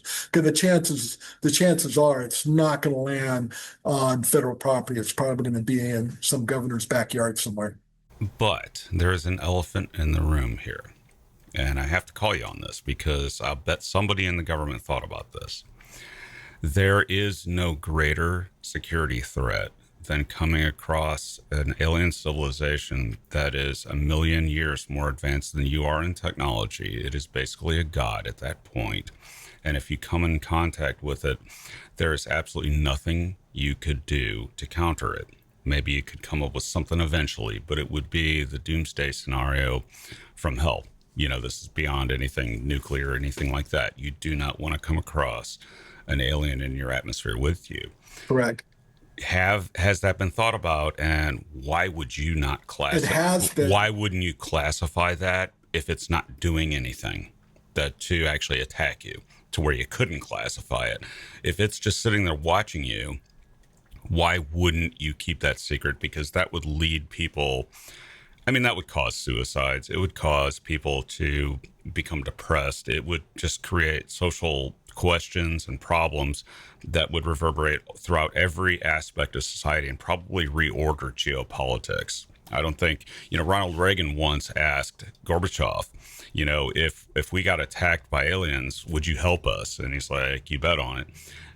Surely someone has said this to you in government, and you may have thought to yourself, yeah, we might try to really classify that, but the president has to make the decision. And what if he already has? What if it was Eisenhower? We did a superb job of controlling, access to that incident, because we couldn't find evidence of that. There is plans, to deal with either based off a perspective, the best case or worst case. And I think that's going to be all a government response. I really don't think the Department of Defense has the necessary expertise to make contact with an alien being. I think we do have a role, provide command and control, logistics, and security, understanding and advising the national command authorities on how to deal with it or communicate with it is a delicate task, and it goes well beyond AARO. Black triangles are a common, yes, a Yes. common thing that is reported in the UFO community. And the fact is that the government did not do itself a favor. In the early days of this group of whistleblowers, they said they'd rather not talk about the shapes of them, which I know why, because you're trying to identify adversary technology that's of human origin. But people talk about things like the TR-3B, which is a fabled triangular aircraft that may look like this. And we all know about the F-117, good old Have Blue, as I mentioned earlier.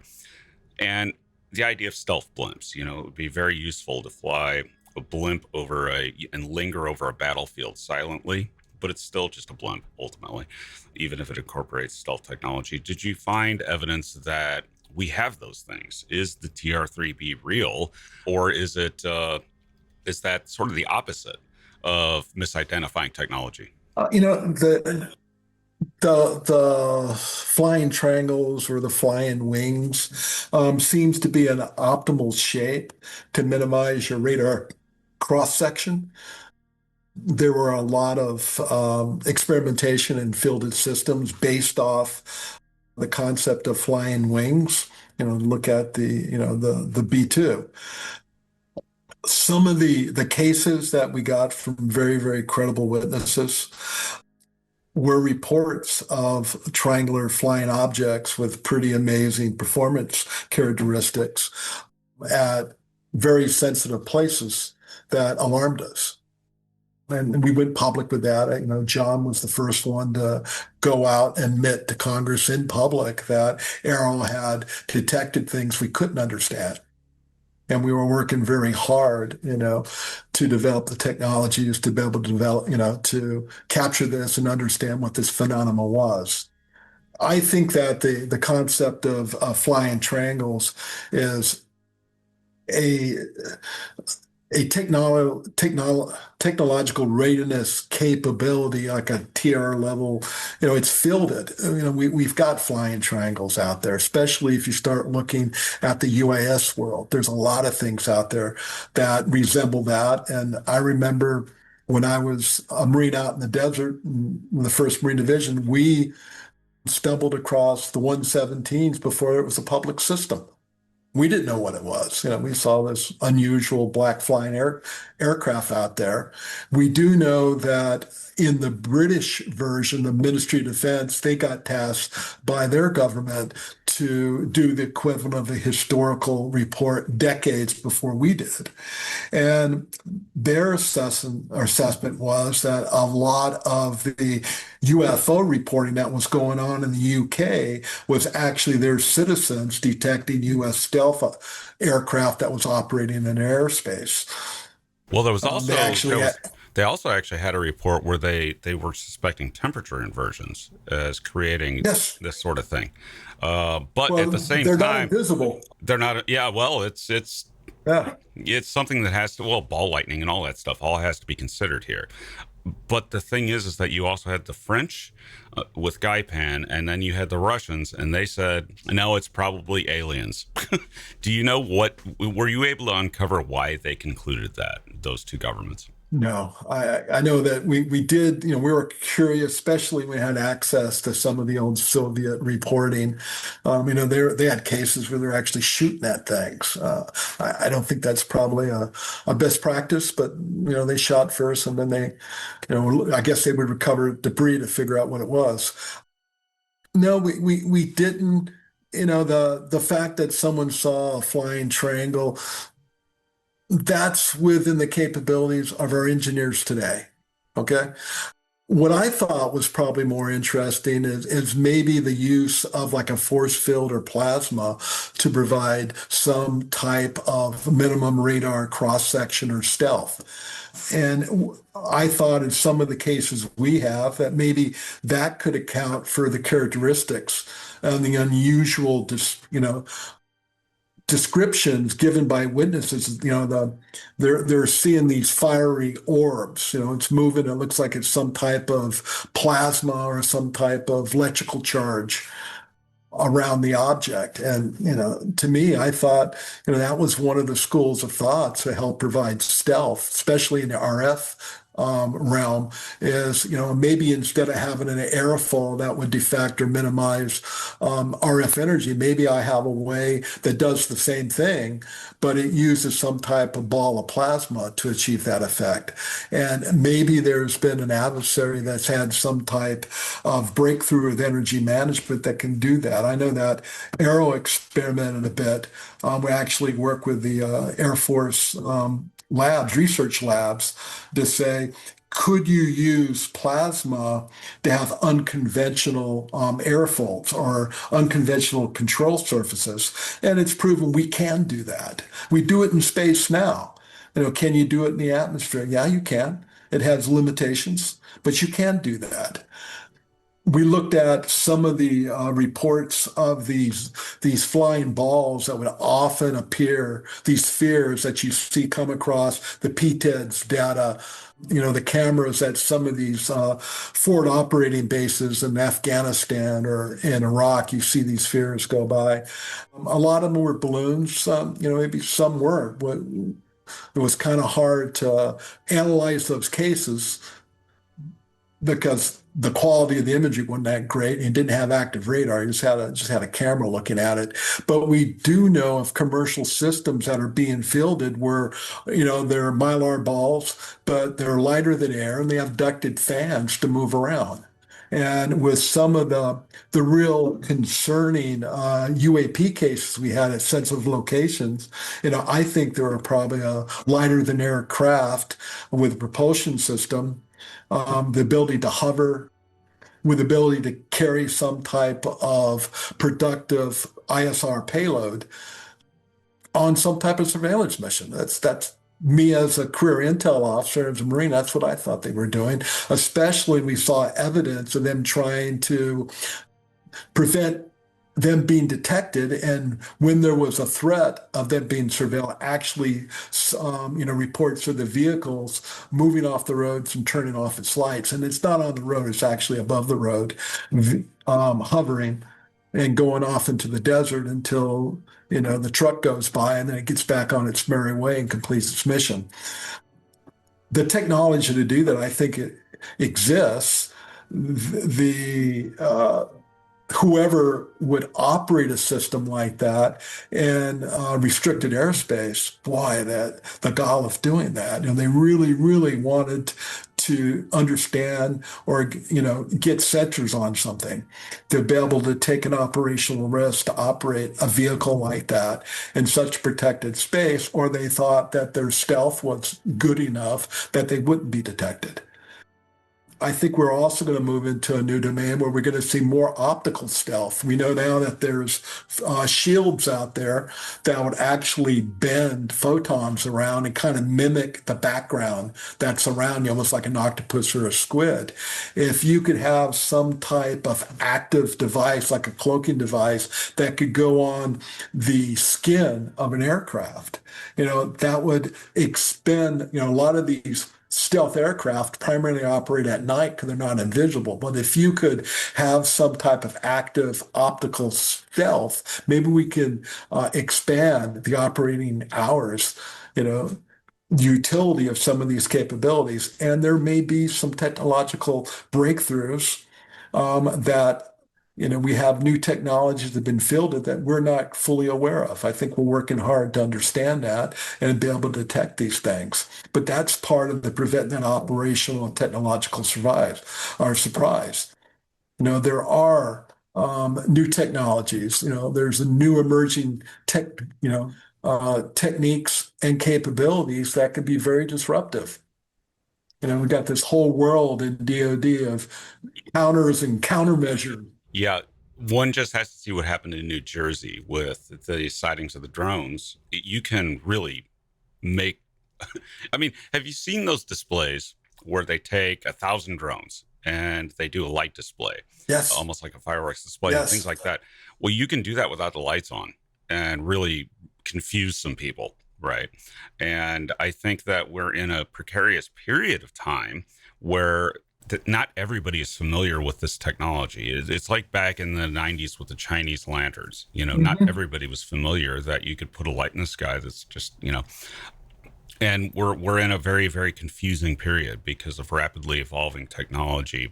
But I have one final question for you. Great. And that question is this. Within the UFO community, there is a lot of interesting information, correct or not, about contractors, and that the Nixon administration transferred the whole UFO question to the contractor system to hide it under the Nuclear Secrecy Act. Did you find any evidence of this, and how was it? How was it approaching contractors and asking them, do you have these materials? Because of things like the fabled Wilson Davis memo, and that if there's any validity to that. But I know that you had Admiral Wilson in a skiff. So explain all that, please. I had a Q clearance. I used to work nuclear weapons counterproliferation. I'm familiar with that world. Understand the Wilson memo and the claims there actually was part of the, I was in on an interview with that. A lot of those claims that were made were untrue. If you talk to the principals, and I think a lot of this we captured in our report, people exaggerated what happened and what was said or the access they claimed they had. I will tell you that we had great cooperation from leadership, especially in the aerospace industry. Had some great partners that we worked with. They opened everything up they could. If there was a SAP or CAP or a covert action that we needed to get read into, we did get read into it. Now, we're talking about incidents that occurred 40, 50 years ago. In that case, did we have access to all the historical evidence or everything that did happen? It's hard to prove a negative. We don't know. The current management executives today thought that they had done a thorough research. They understood what happened in the past. They reported to us there was no proof of this. But here again, and we're a government organization, researching and doing almost an IG function on the IG with the UAP phase. And there's a lot of people who just don't trust their government. Private sector, we have to, they're patriotic, loyal Americans. They wanted to get to the truth as well. There were a lot of people buying in that were disparaged, and there were claims that they were part of this hidden UFO recovery and reverse engineering exploitation programs. I will tell you that some people who came in and testified to their knowledge of these programs, there was genuine fear, there was concern that they would be held accountable, to nefarious people in the government that don't want the truth to come out. No one ever produced an NDA that they could give us that proved that someone had threatened them with their life. There was the statutory requirement or the statutory penalty under Title 18 for espionage, that the death penalty is part of that. It could be part of that. It'd be held subject to that if you were convicted. But we never saw any NDA in writing that somebody was threatened. I do know individuals that we attempted to come in for interviews were frightened. They had legitimate fears that the government would harm them if they revealed what they knew about these programs. We did our best trying to convince them it was safe to talk to AARO. We made a lot of reasonable accommodations as far as travel and going places where they felt safe, where we could interview them. We had professional law enforcement and intelligence debriefers, law enforcement investigators conduct these interviews. We had strategic debriefers, DOD, DIA clandestine trade officers, case officers that we work with to work with interviews, trying to develop additional leads. We would get an incident or a story or a claim, and we would go wherever wherever we had to go to try to understand the truth. And I can honestly tell you that no one shut doors in our faces or did not cooperate. Not not during the time that I was there. And, talking with Sean, I can't think of any case that he shared with me where we had a commercial entity or a member of the government or former military member that did not, want to cooperate. These are patriots, they were part of our national security apparatus or, community of interest. They had incredible technologists and scientists who helped develop a lot of the weapon systems and sensors we have today. These are patriots, and they freely shared with us what they knew. And we all came to a conclusion that due to the secrecy and the processes that the government maintained that compartmentalize information to very sensitive materials, the fact that your government does do recovery operations, we do pick up incredible technology, but all of those missions and capabilities, we recovered and we exploited technologies and capabilities invented and developed by human beings. We didn't find anything that we thought had some type of supernatural or we thought came from another planet other than ours. And we tried, we looked, there were double-blind tests with the scientific community when we had materials that they did analyze. It all came back, said that it was invented here. And, the materials came from this planet.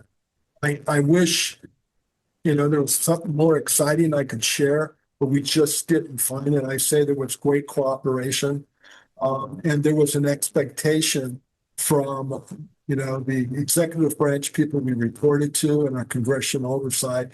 They want us to run down every lead and consider every possibility that there could be some supernatural basis to some of the claims made by people have made about, UFOs or UAPs. We could find no evidence to support those claims. And we searched, we looked, we weren't afraid to find it. Many of, our staff were eager to find it, but we didn't. Now we found other national security concerns. Often some of them. Yeah, but we don't want to know. We don't want to know about those. That's national security stuff. And if it's something that China and Russia is doing, yeah. Right. In serialized intelligence reporting, and Congress is well aware of our involvement with those cases. Now, last order of business. Explain Yankee Blue.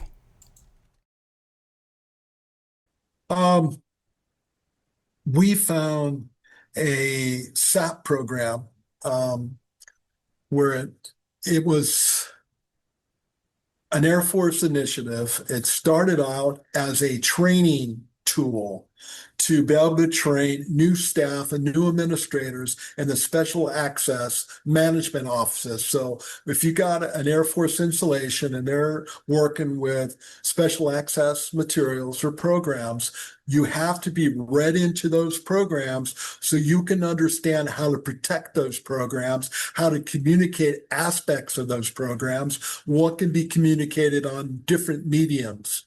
So there is a whole bureaucratic process on how that's done. Well, Yankee Blue was originally created as a training aid to teach these administrators how to brief and debrief people on these programs. These administrators, they have to be read into thousands of SAPs and CAPs. They don't work them. They just know they exist. They read people out and they read them in and read them out. At some point, according to the Air Force IG that investigated this and shared their findings with us after we discovered it, is this went into the wild, and then was this SAP, Yankee Blue, was had it's all correct as far as the format, the trigraph, everything about it. If you looked at it, you would have thought it was a legitimate program. It looked like all the other programs out there. It went into the wild, and for decades, Air Force administrators who worked in the SAPCOs, military and civil servants, bred people into programs believing that we had some type of anti-gravity motor or anti-gravity capability. On that slide, nowhere did it say anything about aliens, but the graphic, the image in the middle of that brief is the classic 1950s, 1960 UFO levitating with a bunch of white-coated scientists around it pulling modules out of it. That, it was really well done. Well, according to the Air Force IG, this got out in the wild and was being misused. So they were basically hazing personnel assigned to the SAPCOs throughout the Air Force for decades. We also found evidence that this same Yankee Blue theme or idea got out of the Air Force and was being used by one other service. Really? When we found, yes, it was very popular, very successful. And we were trying to understand how many people were read into this program and read out without knowing it wasn't real. It didn't exist. And when I thought I was alarmed enough about this that, we went up and we briefed, and Sean was gone, and I had to brief the director of national intelligence and say, this is our finding. She asked me a really good question. And she said, Tim, have you done a damage assessment? And I said, ma'am, and we've requested it. But she said, how many people think this is a real, and could this be the basis for this persistent, urban myth that the United States government for decades has been recovering and reverse engineering alien technology? How many people were read into this program and read out without knowing it was false? They were just being screwed with. It was hazing. And we did not know, but we assessed probably thousands. If you think of all the Air Force installations and all the SAPCOs over a period of 20 years, a typical serviceman or woman is probably assigned somewhere for 2 years before they move on. There are thousands of people that were read into this program, signed a lifelong non-disclosure agreement that they can't discuss it. So is that the reason that so many Americans, highly trained professionals with security clearances, think their government, has been recovering and exploiting alien technologies for decades? That's problematic and spooky in its own right that such a thing would happen, because we live with the government that MK Ultra and the things and they did Yes. destroy documents during that. Tim, we are out of time, and I thank you for your candor in the matter. And I very much thank you for your service as a U.S. Marine and me as a U.S. citizen. That's no secret. And I hope that, well, number one, I hope you do well in your endeavors from here on. And I hope that AARO continues on to come up with at least interesting information to somebody that's worth knowing, especially nation state threats. And if they discover aliens, that's going to be absolutely very scary. If they do, it's going to be terrifying, because you don't want them here. Yeah, if they can figure out that time-space challenge and move across, God's creation and show up here, a living being, they have technology we can only imagine. Yeah. Most of our scientists thought if there was contact, it would probably be some type of reconnaissance, some type of robot, the same way, we develop our Voyager, satellites and actually exert, our solar system. That's what they thought, just because you have that, we used to call the tyranny of distance when I was in Indo-PACOM. We're talking 10,000 miles. The distance, you think the universe is 14 billion years old? There could have been incredible civilizations that rose and were consumed by their black hole or their sun that no longer exist at some time. And we just, we missed each other. I don't know if there's other advanced civilizations out there. I have no idea. I'm a grunt and an intel guy. I don't know anything about alien beings. Well, you don't know. All you know, all the information you have is that it statistically seems likely, with the amount of star systems out there, that there is someone else. But if that someone else can cross that distance, and there are things within general relativity and theories that say that, look, we worry about crossing space and going to Alpha Centauri because it's going to kill off your entire lifetime as a human, your 70 years. Correct. But if you live for 2 million years and you've conquered, aging, and you've conquered that concern, it's not that much. Or you could send a von Neumann probe out.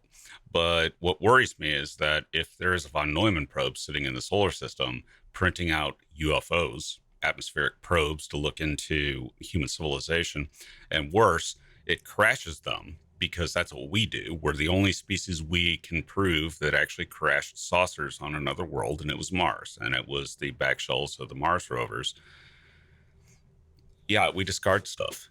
Maybe something like that would too. Is that considered within RO? I hate to ask that question because we already just finished the interview, but just hit me. I'll tell you, if there were evidence of that, we would have loved to find it. We didn't, and we searched for it. But we know more about the our own solar system than we know about our oceans. There could be things out there that we haven't explored yet. I hope somebody does find something, extraordinary and supernatural. It could exist. We just don't have any evidence for it. And that's why I hope that they continue to fund AARO and support them and let them continue their mission. I hope we can be more transparent, do more with the public, do more, with academic centers of excellence out there. There's a lot of bright people that could help us understand more about this phenomena. And then where we do have a national security concern, help us build, the sensors, the counters, so we can protect, this country that I love.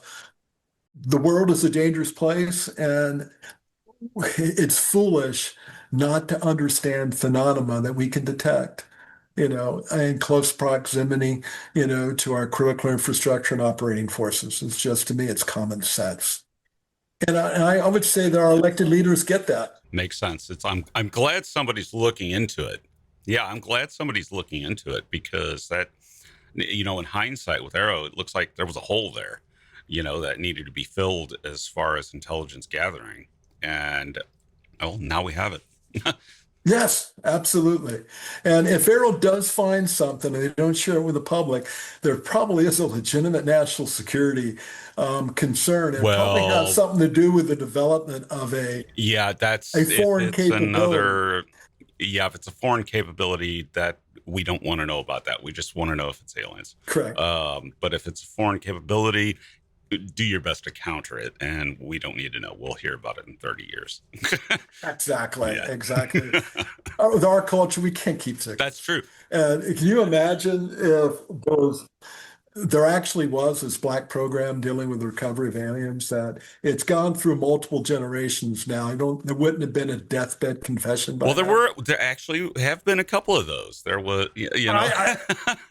With some evidence to there support the wasn't. claims. Yeah, Okay. there wasn't. I have, that was my, I'm open-minded, and I believe in just saying, okay, well, we have these people that claim to see, objects of unknown origin, and sure, they do. People see UFOs.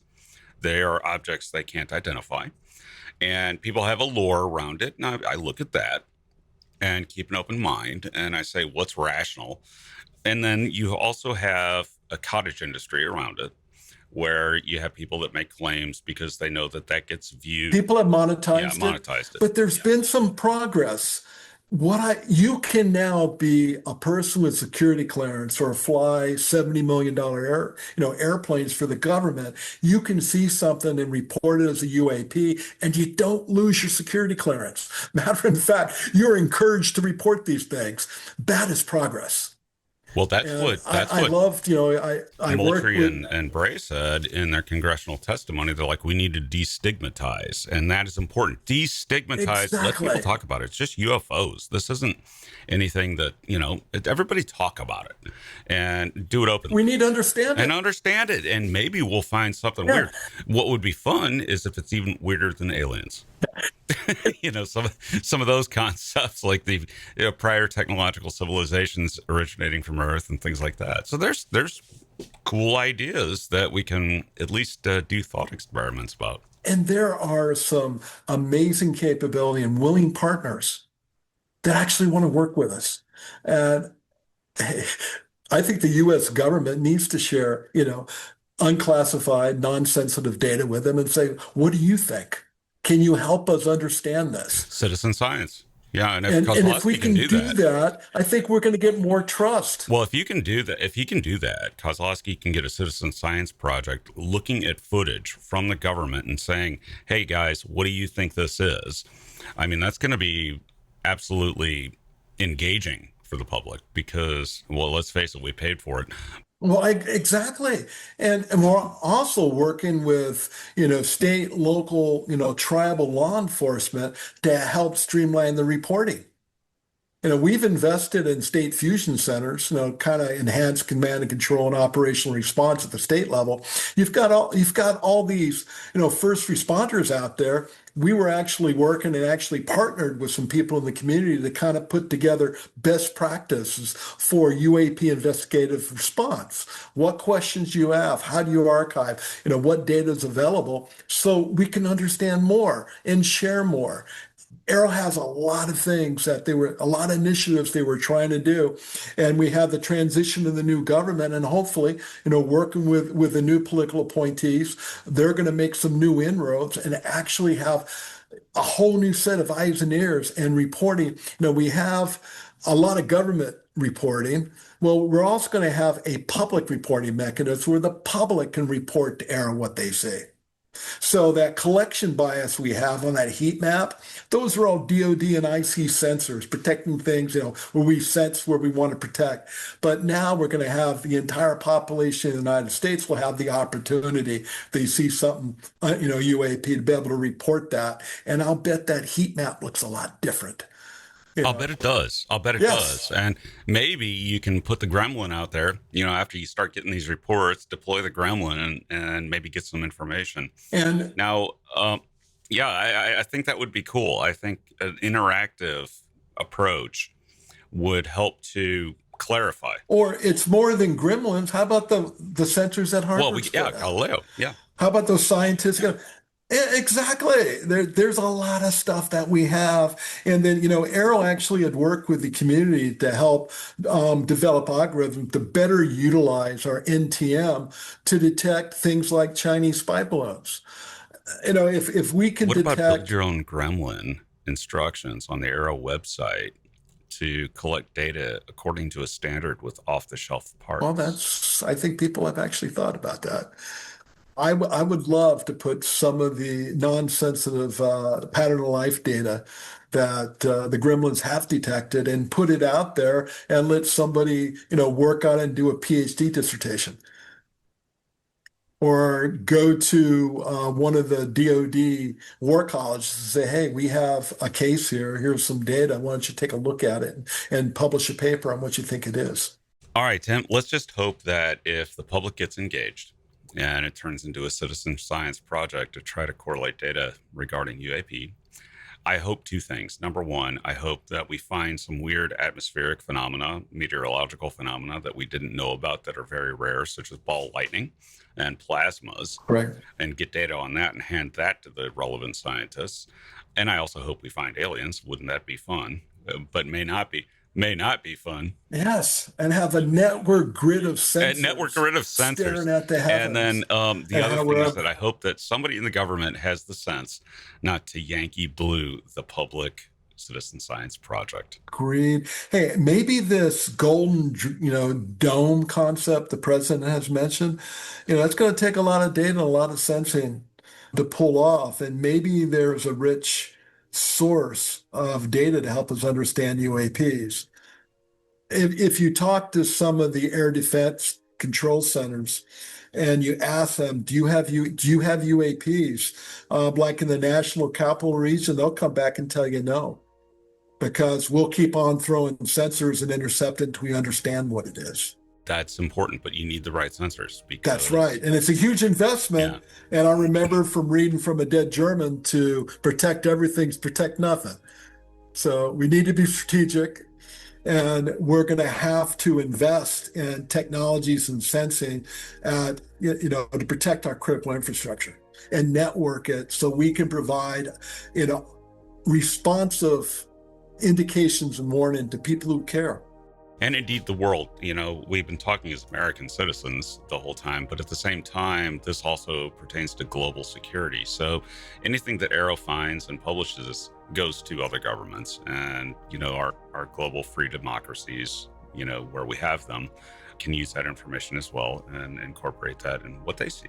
It's probably not known, but one of the things we did that we always try to publish at RAIL 5 Eyes, releasable 5 Eyes to the Commonwealth community. So we did make that determination. We did get permission to do that. So there is some automatic dissemination with some of our closest foreign national security partners.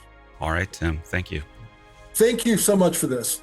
Event Horizon and my channel are now available as a podcast on Apple Podcasts, Spotify, and YouTube memberships. Early ad-free episodes, bonus episodes, and sleep-focused content. Sign up now by clicking the links below to your platform of choice.